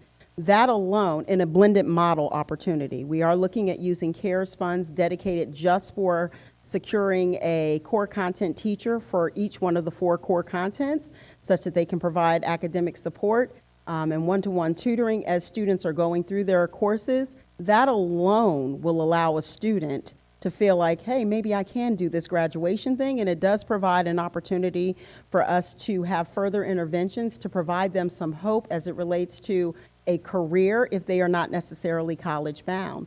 What we found 1 year after ACCA, and I think Douglass currently has one of the highest registration rates for ACCA is, a lot of our kids just simply didn't know what it is. But we can't send them over there to get that trade. You know how many automotive mechanics I have in my building? What you mean? We could do that? We can. But for many of them, that opportunity has passed. So we have to create opportunities to make sure that we are creating productive adults that have a bright future. Right now, they've just simply lost that hope because of their current situation, and they don't see a way out. We are going to provide that way up. Good. That's what I wanted to hear. We have to be careful to make sure that the ninth grade academy doesn't create the perception that we've written off the 10th, 11th, and 12th graders. Absolutely not. But that it's also a positive step forward and an opportunity for the older students Correct. at Douglas to get the extra help and support that they need as well. So just because I want to be clear, the plan would be to have only incoming ninth graders, Yes, ma'am. meaning students who are eighth graders this Pure year. ninth graders, that and is who will correct. be ninth graders in the fall. Yes, ma'am. To be in the separate academy. So a student who qualifies as a ninth grader because they haven't passed enough courses, because they need to do credit recovery, they're still listed as a ninth grader, would be on the main Douglas campus. That is correct. Okay. I think that's a good plan, particularly given the different focus of security and community building and the transition process with the students who are first-time freshmen, let's Correct. call them. Correct. My experience with creating the model that I'm proposing for those students who are repeat ninth graders, who are struggling, the 250 or so, has been when you create, once they begin to matriculate through their courses and they can see a light at the end of the tunnel, it ultimately gives them the hope to want to do more and achieve more. My experience with creating a similar type thing on campus at my former high school where I was the ninth grade administrator ultimately produced the highest or the beginning of the highest graduation rates moving forward for that school. That's wonderful. Have we considered getting Dr. Mobley involved? She's in my life every day. Good. Glad to hear it, because she too is an amazing woman. Oh, So, she absolutely is. okay. Thank you. That's all I have. Yeah, thank you very much. And I echo the accolades that my colleagues have given, and also really appreciate the breakfast with the board to hear directly from your students. I mean, they are passionate, and I'm really excited for this. As someone who has had two ninth graders and got my youngest will be there next year, I understand the challenges of that age. One thing, they've covered a lot of my points. One of the ones that I'm interested in, and maybe this is an offline conversation at some point, because as a policy committee, we talked about our attendance policy and whether or not there was anything we could do from a board level, a district level, to sort of provide resources, help figure out, what are the issues that cause, the lack of attendance. So I'll be curious to follow how you try to tackle that, to see how we could, piggyback on that. Absolutely. When it comes to attendance is a bear across the board, no matter which school you're at, right? However, when you're looking at attendance from a high school perspective, you're not just talking about attendance from they simply did not come to school. You're talking about I came to school, but then I skipped 3 or 4 of my classes, which constitutes an absence, right? That is the greatest challenge that we experience, or the problem that I saw that needed to be addressed right away, is that our hallways were more full than the actual classrooms, right? We literally, I've joked about it, that many of our students were using the school buses as Ubers, and then they just came and hung out at Club Doug all day long, which wreaks havoc. We've reduced that simply by making the reality, if you're not going to class, it does indeed constitute an absence. If you've missed 10 or more absences, then unfortunately you need to be withdrawn. Now, once you're withdrawn, if you'd like to come back and continue with Club Frederick Douglass High School, you are welcome to come back, meet with our intervention team. Let's get down to the core business of why you are skipping school. And that means that you have to bring your parent or guardian with you to have a seat with the administration, the attendance team, the social worker if necessary, so that we can nip this in the bud. That has indeed helped to support and improve our attendance over the short period of time that I've been there. However, make no mistake, it continues to be a challenge. And if I may be so honest, following, and this is nationwide, following a year and a half, I suppose, or possibly 2 years where students were all engaged in the virtual space, many of our students have become very comfortable living in virtual world. And so as long as I have access to that Google Classroom and I can sneak in there and complete assignments, isn't that like being there? No, you physically have to come to school. And so we have battled with that as well, trying to get students to understand we are not in the virtual space any longer, that it is a requirement for you to be in school, and that we're going to have to continue to fight that battle a little bit.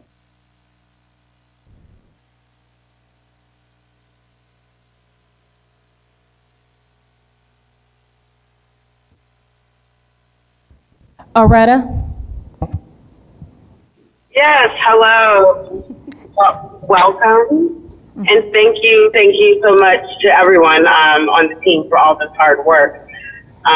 It's been a lot of work and a joy to see it come to life. I do have two questions. One is around specials. I know you talked about extracurricular and what the extracurricular life looked like between the freshman campus and main campus. Can you talk to what art, music, and those bands, those types of classes look like and how they interact with the freshman class and the main level, the main building? Yes, ma'am. How are you? I'm doing great. So electives will continue, and they are being planned. The plan is, because we've already started scheduling, electives move forward the same way they would on the main campus. There will be one dedicated PE teacher out of our current allotment that will be reassigned over to the 9th grade academy. Currently, band, chorus are also, they will be on the main camp. They will actually serve both campuses. JROTC, one cadet or one sergeant or officer will be over at the 9th grade academy. So all of our elective courses, including CTAE, our students will have an opportunity to take those at the 9th grade academy as scheduled. Excellent. My second question is, and I assume this will be a part of what happens at the freshman campus, but what does that transition look like from freshman to 10th grade? And then my last question is about teacher engagement. How have teachers been engaged and bought into the vision of the new culture and this vision? Absolutely. So one, similar in the manner of which we have planned the transition from, which is currently, we are deep in planning right now for 8th into 9th. Similarly, that will be the case in terms of creating opportunities, activities for students to be able to visit the main campus, because we are planning for that. We've also allotted within our budget for FY23 to ensure that we can cover transportation costs for those events such as pep rallies, because it's our goal to get back to those. Real life high school, that those students actually participate and actually feel what the traditional high school looks like. But also, we've had some discussion with regards to allowing 10th graders to visit the 9th grade academy to meet with 9th graders, to continue with that buddy system concept, and also to tell their tale as what it looked like when they were freshmen and what it means to be, what it will take to be successful on the main campus. So those are just some of the activities that we've begun talking about, but definitely there is an intentional focus on that. Thank you. And I also wanted to thank you for putting some more time into really talking about the why it should be in a different building. The information in the presentation, the way that was presented, really helped me to see and understand the importance of the recommendation that you brought forward. So thank you. Absolutely. And you also asked another part of that question. You asked what engagement have the staff had in that? So initially, when we began discussions about the 9th grade academy, obviously there have been various focus groups on campus as it relates to what could it potentially look like.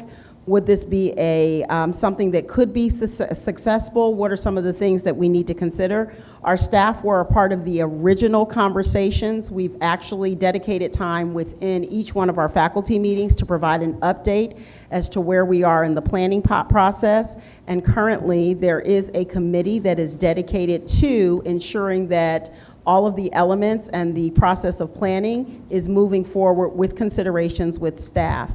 However, at this particular time, no staff member has been assigned officially to the 9th grade academy. We have not gotten to that discussion because we want to make sure that we are equitable in that and making sure that our staff has plenty of time now that we are in contract season to make sure that we are communicating with those individuals who naturally will flow over to the ninth grade academy because they are currently teaching ninth grade based courses. And some of that will remain constant. However, some of that may change just because the needs change for those particular courses. But our staff has definitely been engaged on an ongoing basis. Thank you again. Thank you. Jason? I just wanted to echo what Vice Chair Balden just said, which is the more detail on the need for a separate campus. I know that was one of my concerns, was trying to figure out whether that was absolutely necessary or were there ways to have it on campus.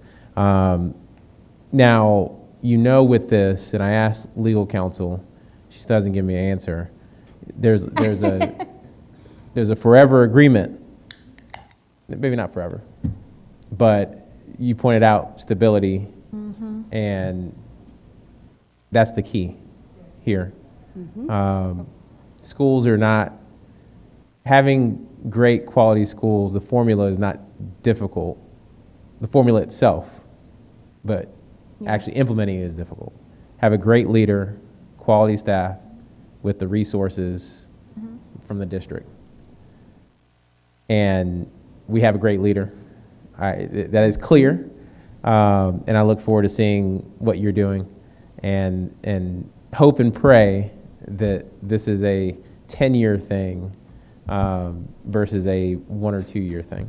I have a kid who's going off to Howard. I have no business going anywhere. Amen. What's that? Right, and Dr. Woolfolk won't even let me do things like have fun and ride bikes because she's afraid that I might hurt something and not show up. That's a running joke. That's it, Dr. Harris.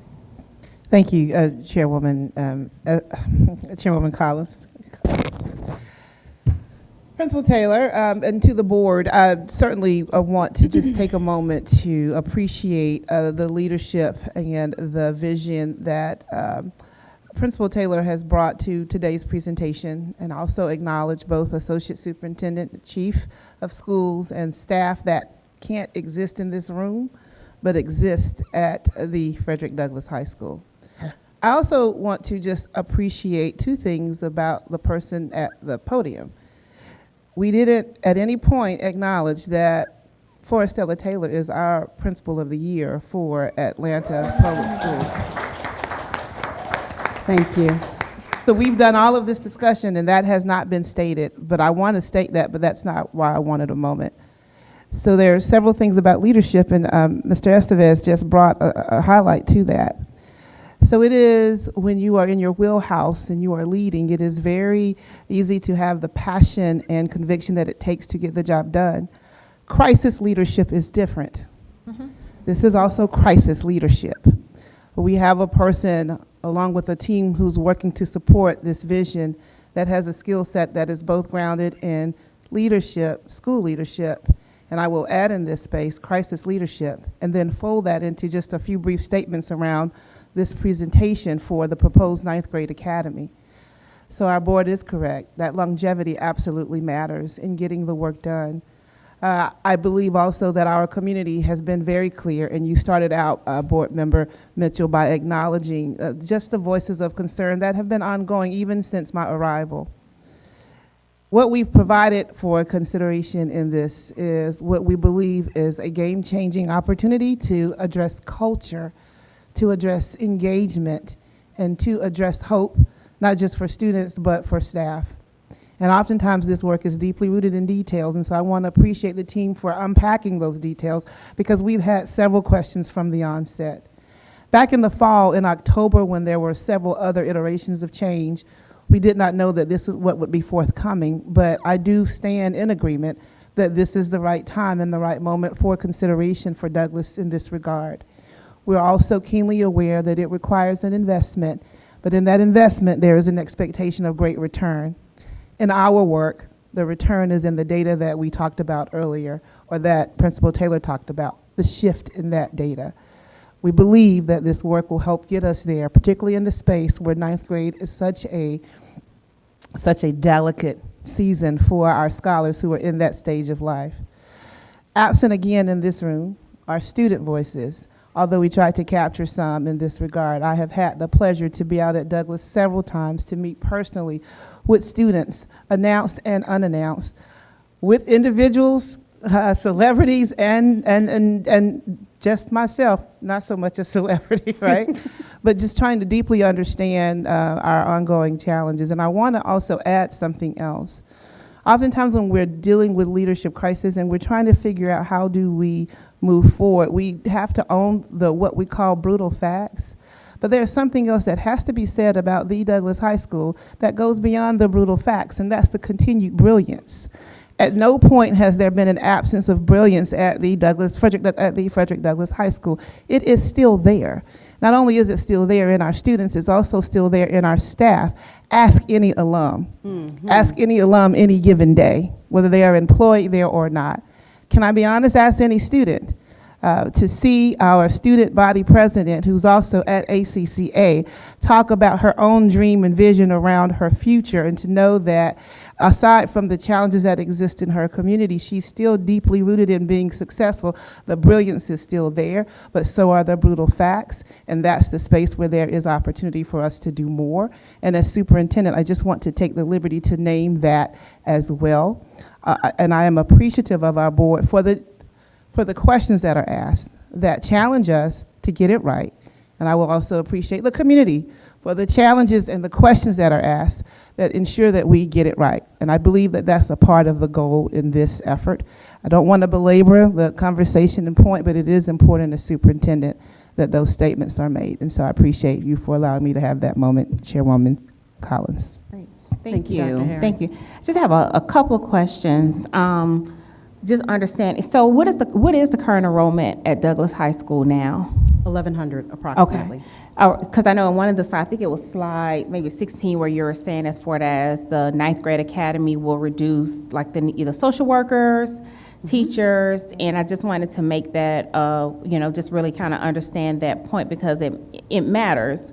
As I was looking through the presentation, I was trying to understand how could our, if we had double staff or resources that was already at Douglas, how could our children be, get behind? And so I appreciate that. My second question goes to the feeder space. How many of our ninth graders currently are coming from John Lewis Academy? Approximately 300 to 350 is what we're looking at. And so most of the ninth grade students are from John Lewis Academy. What's that? Oh, currently at Yeah. John Lewis, roughly 300. And the reason I was just asking was just kind of understanding more of the bridge or the solid feeder pattern of conversations that are happening. So in response to what you just asked, yes, the majority of our students Okay. come from John Lewis. Okay, because I know there's these narratives of as the community changing, our students are coming all throughout the city, and so a lot. There was this narrative, and I do want to dispel it, as if a lot of our students that are coming into Douglas are being shifted around the city. So they may not have started at John Lewis Academy. They may be coming from other parts of the city where community culture, climate, things are different. And so I just kind of wanted to, for me, it was just understanding that there is a solid feeder pattern that's coming from John Lewis to Douglas that's another way of strengthening. There is indeed some Yeah. of what you just discussed, students coming from all over, but that's just the nature of highly transient students, right? And so it's kind of funny because coming from Finch, I actually have the privilege of seeing some of my Finch babies from when they were 5th grade, like, what are you doing here? So we do know that there's quite a bit of movement that takes place, but the bulk of our students, the solid core, will be coming from John Lewis. Okay, that's good to know. And then just a couple of echoing what some of my colleagues on the board are saying, and also just kind of listening from the community, listening to the presentation that goes to Dr. Herring's point. all I could think about was our staff, our teachers. And we hear a lot about the holistic space for our students, but I'm concerned about what is the holistic space for our teachers. And I can only imagine the exhaustion, the burnout. You talk about the number of vacancies that you have, and so that right there is a catalyst for what we're seeing in gaps as well. So I just want to put that out there as we talk about what it takes to rebuild a culture of hope in our students, that we are really, really being very intentional and targeted on the investment of rebuilding that culture of hope and optimism in our teachers and in our city, where people look at Douglas High School as a school of choice to teach. Because I taught in this, and it's very dear to me as well. I started my career as an APS teacher in that community where my children went from West Fulton and Douglas High School. And so I just understand like what that era was, where we were all in of making sure the children was ready for when they became an Astro. You really could uphold the Astro name and represent me, and don't make me come to that school if it looks bad on me, so that was the commitment. And so I just really think about throughout this presentation, just our teachers and our staff and making sure that they have everything they need to also come in engaged and refreshed to really pour into our kids. And that was one of my concerns about really thinking about the ninth grade academy as a separate campus where we've seen the success on the same campus. And there will be questions about the investment, right? Like Douglas High School has been the recipient of the school improvement grants over the years. There's been tons of money and resources that have been poured in, and so now we're looking at another financial investment separate of a startup cost of $3.5 million, and then roughly potentially with the transportation contract, an additional $7 million every year. And so I know there's going to be concerns of that investment of dollars having that rendering that higher rate of return, and I think that's just really important for us to kind of really focus on making sure we're, to Cynthia's point, not also leaving out our 10th, 11th, and 12th graders, because they will be the models and mentors of the incoming 9th graders. The last feedback, Principal Taylor, is the communication with the community. So there's a lot of breakdown in the a lot of breakdown of communications in the community, and I'm so thankful that you're doing this presentation today, because we have something to say. If you've missed one of the town hall meetings, I've been on a couple of them, if you've missed the work groups, go team meetings, whatever, here is your starting point. And so I just want to put that out there as far as additional feedback with the community or whatever the engagement plan or strategy that you want to use, so that multiple communities really feel that they understand what's happening at Douglas. So I just want to put that out there. But thank you so much for this. We really appreciate it and looking forward to the success. I appreciate that. And thank you to all of you all who have had the opportunity to sit in some of those community meetings or have been out to Douglas to interact with our students. So thank you for that. And also thank you for the acknowledgement of the exhaustion that our staff is feeling at this particular point. Many of them, not that you ask a question, but I do need to bring this up. We have had more teachers who have requested or asked, can I please just go to the 9th grade academy to be in that smaller environment, because the overwhelmingness of the large campus and some of the negative activity has created a lot of anxiety. I can imagine. So contrary to what some may think, like, oh, do teachers really want to go? I've had more teachers say, can I please go? I'm willing to teach something different. Okay. Thank you. Thank you so much. Any other questions? Go ahead, Katie. I had a question. Just wanted to say thank you so much for your commitment and passion. And Douglas will always be a sister school to me as a proud graduate of Grady in '96. So thank you for being willing to do something different and innovative. Thank you. And looking forward to the great things that come out of this and some things we might be able to use throughout the system as well. So thank you so much. Thank you for your support. Thank you. Thank you so much. We really appreciate you. All right. Thank you. Thank you. Thank you to all of you. Our next presentation is a board member requested presentation on transportation. Mr. John Franklin will be doing the presentation. As Mr. Franklin and Mr. Hoskins approach the podium, I'd like to also just take a moment to acknowledge our work and ongoing efforts to support our transportation department and the work that is deeply rooted in that. I want to appreciate up front Mr. Franklin for the leadership that is grounded there, and also just acknowledge that we recognize over the last 2 years, even in the scope of transportation work, we've encountered challenges like never before in the space in which we've had to figure out more creative ways to provide services and supports to our students. Even during the pandemic, our transportation team suddenly rose to that occasion. I'm sure you'll hear about that as well. But I also like to identify some of the other brutal facts that are tied to just being in the transportation across the country and here in Atlanta. Vacancies that continue to exist as there is a shortage that is ongoing, and even in that space, as you'll hear this afternoon, our focus around how do we address that. Issues tied to transportation, just navigating throughout the city of Atlanta day to day, and where there's opportunity for us to continue to grow there.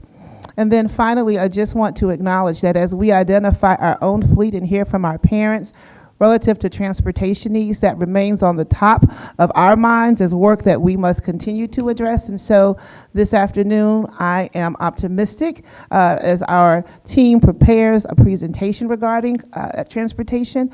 But I also want to just simply acknowledge that we know that there is work to do, and we stay committed to doing that work. That acknowledgement as superintendent cannot be stated without appreciating also the gains that we have made. To that end, it is my pleasure now to turn the mic over to Mr. Franklin, who will talk us through our transportation update. Thank you, Dr. Herring. Good afternoon, Board Chair Collins, members of the Atlanta Board of Education, Dr. Herring, staff, and community. My name is John Franklin. I'm the Executive Director of Transportation. It's my pleasure today to present on transportation operations for school year 21-22 and beyond. Thank you for the opportunity to update the board on this important student service function that we perform every day. The purpose of this presentation is to provide an overview of the transportation department and the challenges faced that impact our performance. Forgot to click. The presentation will touch upon an overview of our staffing and fleet maintenance challenges and our corresponding efforts toward continuous improvement, as well as our minimization of impacts to our students. Lastly, the takeaway is to raise the awareness of our efforts toward continuously improving the performance of the transportation department. Before I commence on my presentation, I'd like to take this opportunity to publicly recognize and thank the foundation of our transportation department, which is our people. Collectively, our mission and individual jobs is to support the students of Atlanta Public Schools, whether they be a bus driver, a monitor, a mechanic, or a support staff. Each member of our department represents our APS first core norm, which is putting students in schools first. Since people are the most important resource in the transportation department, staffing positions is an important metric for success to the provision of great service and also for our students in schools. Bus driver staffing is critically important since our daily operation requires at least 302 filled driver positions to complete all bus routes. Our current functional bus driver availability fluctuates around 280 average available drivers. Although we have 344 filled driver positions, there are 20 drivers on medical leaves. There are 11 special trips and programs personnel who are committed to, among other things, Atlanta College and Career and field trips. There are drivers who use their leave, both personal and sick leave. And then we have drivers who are future drivers who are in the process of training and are ineligible to drive until they are fully certified. Typically, our transportation daily deficit runs between 22 to 26 unstaffed bus routes. These bus routes are completed by other drivers who are doubling existing routes. As you can see, there are mechanic vacancies. These gaps are covered by contracted maintenance service. And I also want to update the board on the 26 new monitor positions that we added in order to ensure that our individual education plans and special education, as well as best safety practices, are completed.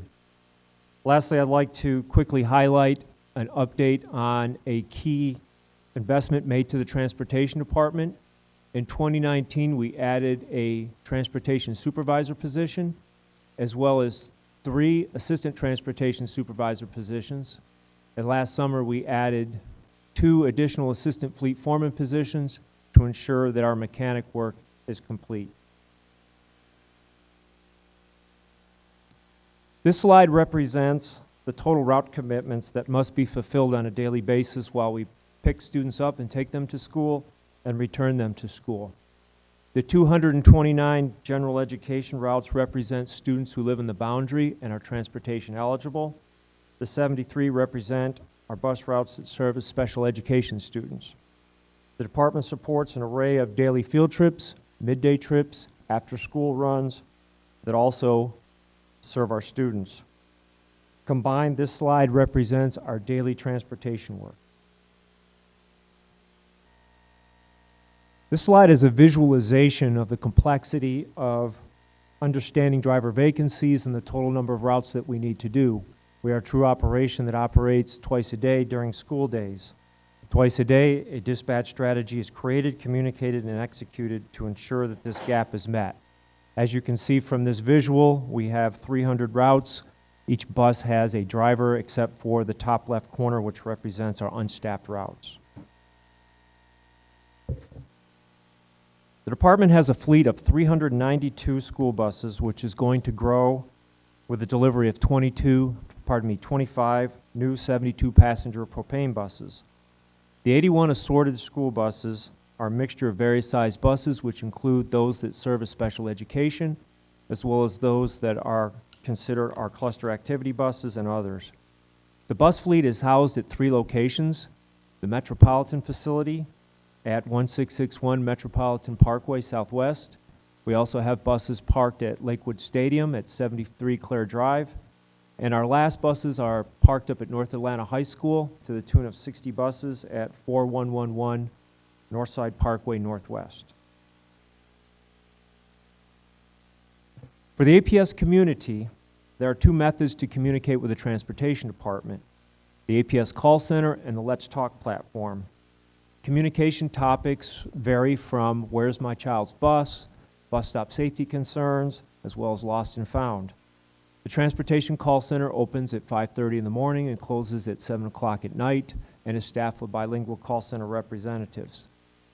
Our call center representatives play a pivotal role each morning as we put together the dispatch, and they begin to call the schools and tell them what is late and what is covered in the change of bus numbers, as well as pushing out manual messages to our subscribers of Here Comes the Bus, our bus tracking application. The messages are brief and update the subscribers about the lateness and provide the number to the call center should further details be asked for. Our bus tracking application, Here Comes the Bus, was launched in January 2021 to assist our customers with improved notification of their students' arrival. The Here Comes the Bus application is supported by a website on the APS website. Subscribers are able to select their student's bus stop and a radius so that they can receive their notices. Once subscribed, users will then begin to receive alerts when their child's bus enters the radius. It is important to note that Here Comes the Bus is not an Uber application, nor was it intended to function like Uber. Each APS bus has a mobile data terminal or mounted tablet that allows our drivers, among other functions, to select the routes to be displayed on the application. Our bus driving staffing shortages have dramatically limited the value of Here Comes the Bus. Here Comes the Bus is only capable of displaying 1 route per tier. You can see in the top right corner of the slide the APS school year 21-22 battle schedule, which delineates 3 tiers. Because of driver shortages, drivers are often asked to complete other routes. For this reason, we send the aforementioned manual messages each morning and afternoon about lateness. Our goal with these messages is to assist parents and guardians with morning planning related to work and child supervision. We believe confidence with Here Comes the Bus and the application will increase once we are able to resolve our bus driving shortage issues. Bus driver shortages is not just a local or metro Atlanta issue. It is a national issue. The pandemic, other employment opportunities with higher compensation and less stress challenge our recruitment strategies. Over 20 unstaffed bus routes, 20 to 30 daily average absences, and more than 100 COVID cases in the transportation have only exacerbated the issue. In similar labor shortage trend, mechanic shortage is not just a local or metro Atlanta issue, it is a national issue. Today's technician, it must be capable of not only mechanical applications, but also software and electronic applications in order to repair a bus. Exacerbating this issue is the number of accidents we are in. This year is 74 so far, and the follow-up repairs and out-of-service status that these buses go into. Even with all these challenges, APS Transportation is capable of ensuring that all buses are repaired safely and serviced. Our cadre of fleet maintenance personnel work diligently to diagnose, troubleshoot, and repair bus issues with fidelity. There is, however, still work to be done. As mandated by the Georgia Department of Education, bus inspections are completed by a third-party vendor. By law, our bus operators are required to complete a daily pre- and post-trip inspection, as noted by prior and recent internal audits. We have and continue to have challenges with drivers completing this requirement. Mechanic vacancies hamper our ability to ensure adequate numbers of school buses are available for route service each morning and afternoon. Our bus operators want to serve the students on their routes and require their bus or a suitable spare. Our work continues on our staffing issues. Getting back on track with school bus replacement efforts is a priority. Buying new buses and surplusing aging buses will assist with consistent bus availability. With a fleet of 398 buses and the goal of keeping buses for 10 years, we're now on track to repurchase and replace 40 buses per year. The corrective action items listed on our parts audit have already begun. This slide captures our SPLOST investments into our bus fleet over the last 5 years.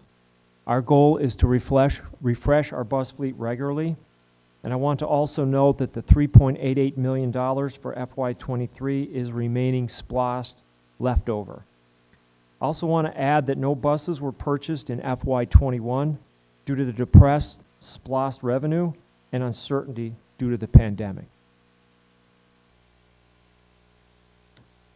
Transportation and facilities are currently in design phase for the new Northwest Transportation Depot construction. Our construction is slated to start in the summer of 2023 and is estimated to complete in the summer of 2024. The facility will be a fully functional location with a service center, maintenance facility, fuel, and a wash rack to keep our buses clean.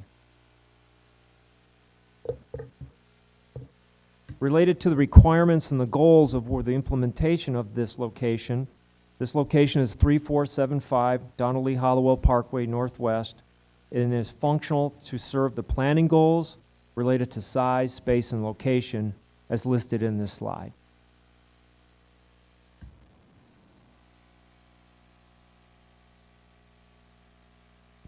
As part of our planning for this location, an evaluation of cost savings has taken place with the implementation of the Northwest Transportation Center related to deadhead mileage.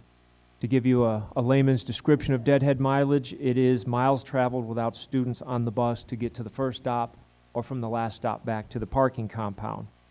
The schools and clusters being served in this facility, from this facility, are also included on this slide.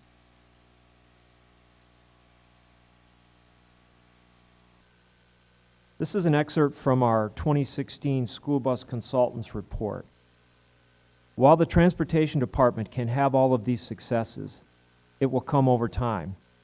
The success that they will not have is significant increase in on-time performance without other significant changes throughout the district as well. These changes include a review of the bell time structure and the reevaluation of a bus depot to be located in the northern area of the district. APS cannot beat Atlanta traffic ever under conditions that exist outside of internal operations of the Transportation Department. Therefore, strategic decision-making regarding bell times and thoughtful foresight and planning to develop a northern bus depot can provide an end run around to the Atlanta traffic problem. And as I said, this is a quote from our school bus consultants review in 2016. Recruitment is a vital function of the Transportation Department. And with our partners in human resources and communications, I've listed some of our recruitment strategies, such as leveraging school administrations and clusters to perform Saturday job recruitment events at schools. Transportation has also created a recruitment van that will visit high-density district events such as graduations and athletic events and other occasions to get the word out about the benefits of serving students of APS as a bus driver. Some of our other recruitment tactics that I wish to highlight include our sign and drive bonus and our paid permit training. Our sign and drive bonus and paid permit training are intended to attract current and future bus operators to APS. The sign and drive bonus seeks to attract fully qualified turnkey bus operators to APS with a performance-based financial incentive, while paid permit training allows those potential bus operators who lack a commercial driver's license the opportunity to have paid training to complete the CDL permit. Since October 2021, APS has recruited 11 new bus operators who successfully passed the permit test, the CDL driving test, and became a member of our bus driving team. Along with recruitment, retention also plays a vital role in staffing. The Transportation Department conducts a number of engagement activities throughout the year to promote retention. Some of these photos in this slide highlight some of this year's efforts, which is our APS Elite 2020-21 recognition that we did here in the board. Our schools division donated screen masks to all of the Transportation Department. The Georgia Driver Appreciation Day in the third week of October last year, where we handed out gift bags and swag bags and thank you cards from our parents, as well as an early morning breakfast during National School Bus Safety Week. I also want to highlight a collaborative effort taking place with student behavior on the school bus. Transportation, the Office of Schools, and the Center for Equity and Social Justice are working on improved definitions and clearly articulated plan for student behavior student behavior expectations on the school bus. A bus driver focus group has been convened with more on the calendar in coming months. Transportation is currently working with the Georgia Tech and the H. Milton Stewart School of Industrial Engineering on a senior research design project. The project is evaluating the school bus routes and bell schedules to determine the efficiency of our routing strategies with a goal towards the maximum and efficient use of every driver and every bus. This is the second project with Georgia Tech. The first was a complete optimization of the Sutton Middle School route network in 2018. This project is slated for completion later this month, where the results will be presented. This concludes my presentation, and I wanted to add that there's an appendix that includes other facility options that were explored beyond the Northwest Transportation Facility. I'd be happy to accept questions. Thank you. Thank you so much, Mr. Franklin. Any questions? Well, I'll start with this. And you have a question? Okay, Jennifer, and then who else? And then Jason. Go ahead, Jennifer. Wait, I'm broken. Jason always goes first. I was just going to wait and let it happen. Mr. Franklin, nice to see you. I'm Jennifer. We haven't met, but I know your name from my days at eRivers. So the call center is a great idea, right? Because whoever had to answer the phone back in the day, that it seemed like that was a lot of lift. How many people are working in that call center? 4. And what's the average wait time when people are calling in? Between 7 and 12 minutes on peak times. Okay. So think about how we might be, I mean, obviously the bus driver situation is really important because I, as an APS parent, have heard those stories about the buses and the doubling up, and then kids are late to school, which is clearly problematic. So it looks like you have really put together like great information to address that. But the call center is where they go when people don't know where their kids are, and not every kid has a phone. So not every parent knows readily, how to get in touch with a child on a bus. So let's think about how we can help you with increasing staff at the call center, because as a parent who had a child on a bus that was not easily located for a significant period of time, that's a pretty stressful situation, and we don't want our parents in that. So you have established something that is great that I don't think existed at that time, but let us know, is that just increased headcount? I'm trying to simplify it, because to me, increased headcount probably would help, but if we can't fill the bus driver void right this minute, then we at least want to increase the resource to help people not have the stress level that everyone in this room can understand happens when you don't know where your third grader is. Great suggestion, and to be honest with you, I've added that into my FY23 budget request to increase staffing for the call center.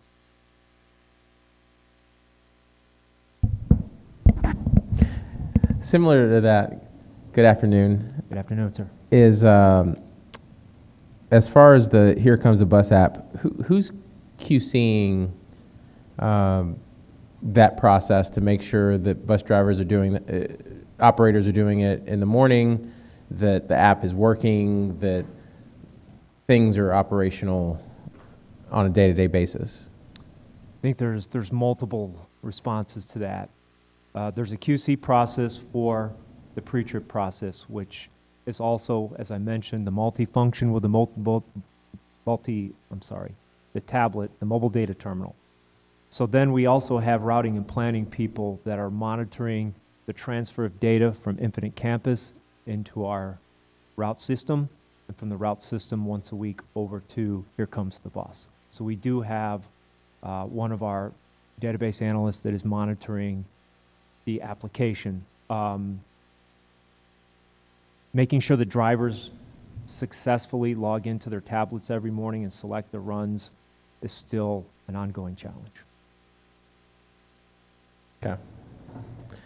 For the shortage in bus drivers, I know we try to come up with a lot of incentives to try to get folks to come.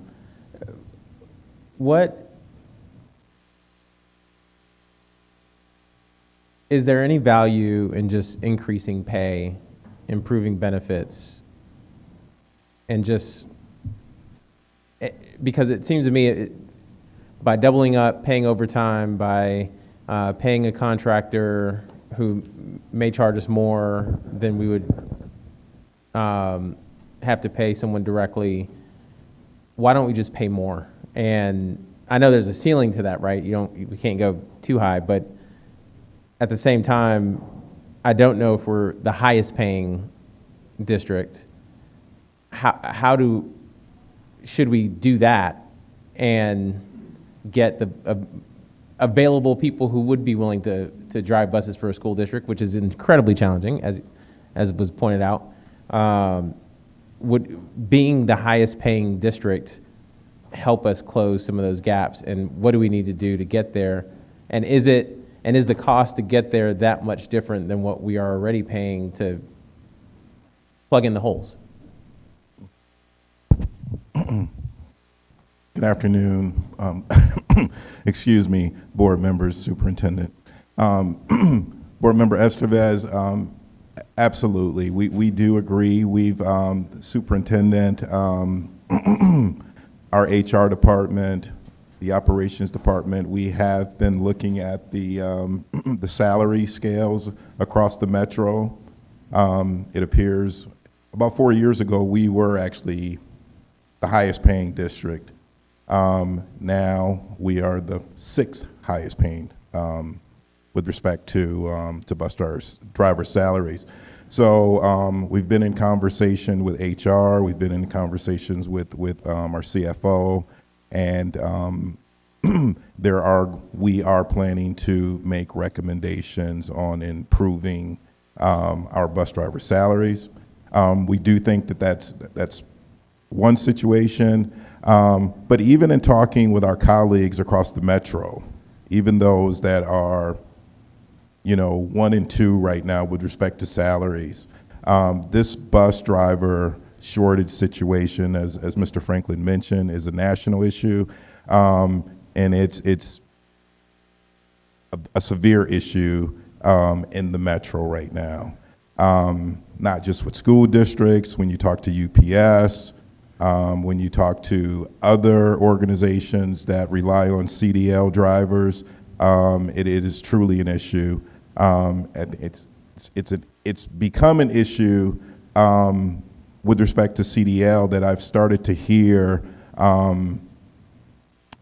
things coming out of the State Department where they're even looking at relaxing some of the requirements for CDL folks. And in the 25 years that I've been in education, this is the first time I've ever heard of conversations about relaxing CDL requirements. So I think that gives folks somewhat of an idea of how dire this CDL bus driver situation is. But to your original question about salary, that is one of the things that we are looking at intensely right now, and are hoping to make some recommendations to the board in the coming months with respect to salaries. Thanks, and I'm sure, I know the global, from a high level, the situation is challenging no matter what, but at the very least, at the micro level, if we're first in the region versus being sixth, yes, maybe we can have some additional folks that would help fill in those gaps. Electric buses are twice the cost or 3 times the cost? I can't remember. I actually included a slide in the appendix here. I figured that this would come up. Right now, electric buses are ranging somewhere in the area from $340,000 to $400,000 per bus. Our regular 72 passenger vehicle buses are roughly $125,000. Is that correct, John? So we can get basically 3 regular buses for the price of the current price of an electric bus. But Gas. the deadhead and the gas, Mm-hmm. there's a lot of miles per bus that we're saving just by going to building an additional bus depot. Mm-hmm. Has the fuel costs been factored into that, particularly over 10 years? Because if the life expectancy of the bus is 10, maybe electric it's 8, does it even out? Is it more fuel efficient? I'd imagine that the fuel for a bus is much more expensive than electricity. Prior to this point in time, certainly with gas prices the way they are now, certainly we're getting to the point where it would certainly make sense to switch over to the electrical side of the electrical buses. But even more than just the cost, the other thing that we have to keep in mind and that we're learning, because we're learning about this whole electrical bus situation and infrastructure that's involved or required with electrical buses. One of the issues that at least in the area that we're having or that folks would have is actually coordinating substations with Georgia Power. Because obviously if you're going to be charging 200 buses per night, it's going to require a large amount of electricity. So we've been in conversations with the ARC, Atlanta Regional Commission. We've been in conversations with some of the leading strategists in this particular area about helping us develop a strategic master plan, if you will, for bus electrification. There's groups out there right now. There's a really good group here in the local area that's had some experience on both the West Coast out in California, because some of those districts are a little further ahead with respect to electrification. And then in Virginia, there's been quite a bit of money for years in Virginia. There was bus electrification was the governor in Virginia's one of his major things. So there was quite a bit of money that was pushed down to the school district. So they're years ahead of most states and most school districts with respect to bus electrification. So we've been in conversations with some of those school districts, to kind of learn some of the things that they've learned along the way with respect to bus electrification. There's still issues that we're learning with respect to battery life on some of the, on the buses, and whether or not the battery life is sufficient. But each year, each day, the technology with respect to bus electrification is growing and becoming better and better and more reliable.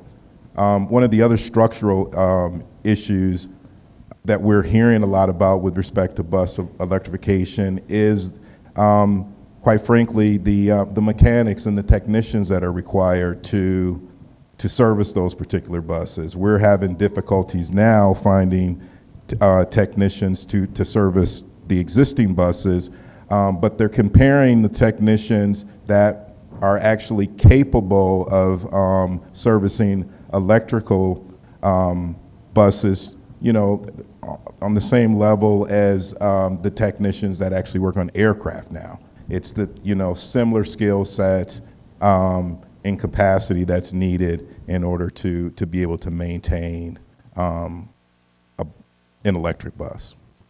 Okay. Thank you, and just, I know the substations would be needed to power plant, but we have enough buildings with solar power. I know we've talked about that before. Yeah. Solar power, exchange that with Georgia Power. We have a whole green system here that would probably lead the country. I'll probably leave the rest of my questions regarding the Douglas plan for the agenda item, because I know we're running short on time. So I'll defer that to later on. Sounds good. Thank you so much for that. I think Aretta has a question. Yes, I have a question, or maybe even just a highlight an opportunity. You mentioned electrical mechanic shortages as well as CDL shortages. Is there an opportunity for us to work with Atlanta Technical or our ACCA or night school in helping to solve our own shortage problem? Have we looked at that? Yes, absolutely. We have facilitated high school students working in our transportation facility in the shops from Hank Aaron Success Academy. We had a young lady from Midtown, and we currently have a student from Carver working with us right now. We've also facilitated 3 students on overseas foreign exchange programs from France who have worked with us also. So we have a very close relationship with Atlanta Technical College across the street, ACCA, and we are always lending our support and trying to establish a facilitation of bringing anyone that's interested over to us to home grow our own talent. Excellent, thank you.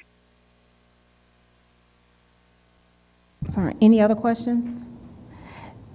Just the presentation that is posted is not the full presentation that's being displayed. The slides stop at 26, so we don't have, I don't know how many more pages are left.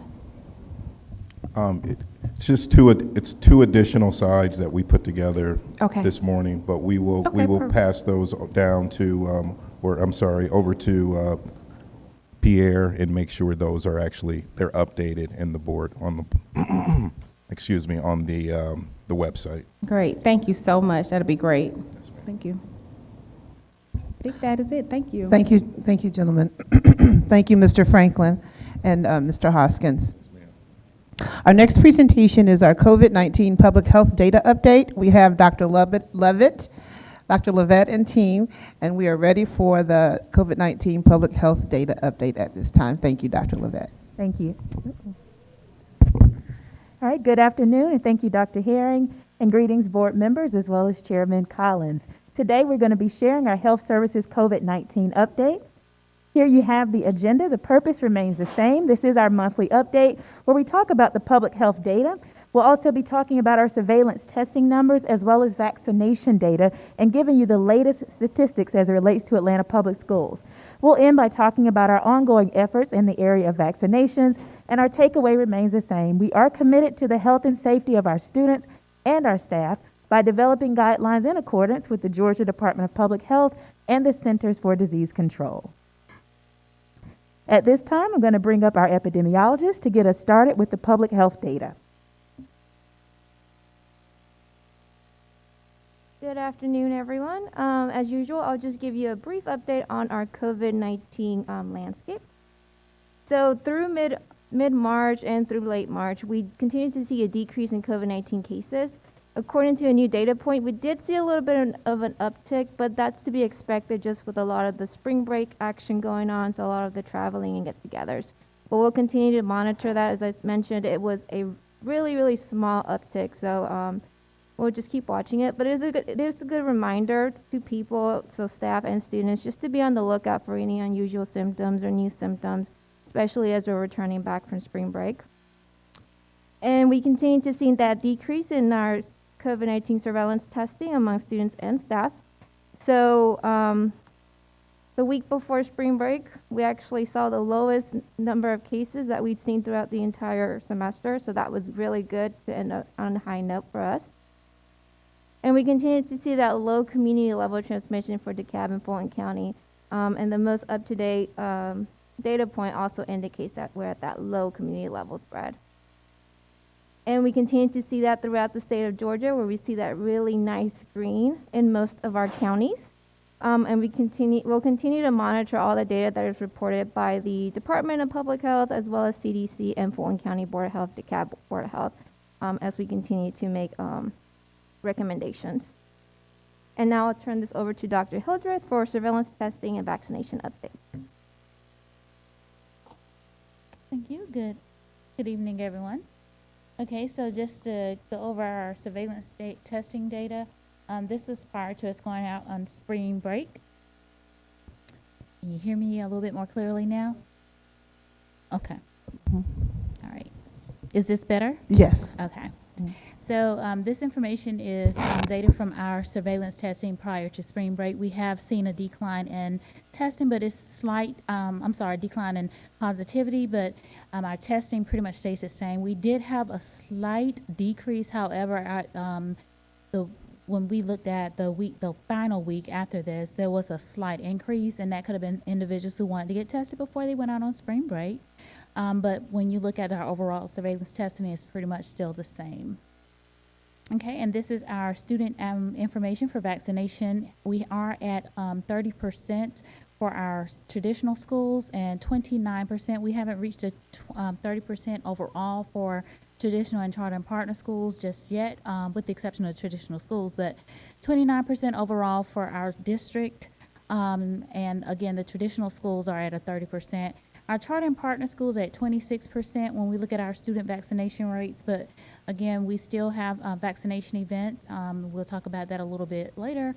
Our staff vaccination rates as of 3/30/2022, overall for the district, we have 56.1% of individuals that have been considered fully vaccinated, including boosted. Okay, and then our targeted vaccination rates. Targeted vaccination events. We had 3 vaccination events in the month of March. We hosted 2 at Hollis Innovation Academy. And you'll see the last event that we did host was a pretty low participation rate in comparison to the others. However, We will continue to have future vaccination events based on demand. So we do have a few other schools that have reached out to us that still request that we offer those targeted vaccination events, and we will host those. And then just to keep you in the loop regarding our communication updates, we do have our website that's listed here. This is our depot basically for our communications for COVID. All our updates will be found on this website. And as we continue to transition through COVID, we will continue to have updated information available on this website, as well as APS weekly community newsletters. And that's about all I have. And Dr. Lovett? Thank you, Dr. Hildreth and Mrs. Prieto. At this time, we are happy to take your questions. Any questions? All right. The only question, I don't know if it was the only question I had, I don't think it was discussed. So moving forward, I know as we, so moving forward in regards to the updates, and I know Dr. Herring, we talked about it as well. We will continue the updates until the end of the semester. Okay. Yep. And then we'll just go with the public. Thank you. Yeah. That was my question. Any others? Great. Well, thank you so much. We really appreciate the updates. Thank you. Thank you, Dr. Lovett, Dr. Hildreth, and Ms. Prieto. We will now have our final presentation by Ms. Bracken, Lisa Bracken, our Chief Financial Officer. Ms. Bracken, we are ready for the monthly financial update. Thank you. Good afternoon, Board Chair Collins, members of the board, and Dr. Herring. Today I'll present 3 topics related to finance. First, I'll provide you with the financials for FY22 for all activities occurring in the months of July through February within the Consolidated General Fund budget, followed by the recommendation for budget adjustments, and then I will close with an update on the FY23 budget development process. With the next 4 slides, we'll cover FY 2022 for the first 8 months of the fiscal year. The financial position continues to be relatively strong. So far, we've collected about 84.98% of total resources budgeted, with local collections at 96.54%, state at 52.21%, and other, which includes the Title I Fund 150 transfer in, at 50.71%. We're currently tracking ahead of pace for revenue collections overall as compared to this point in time last year.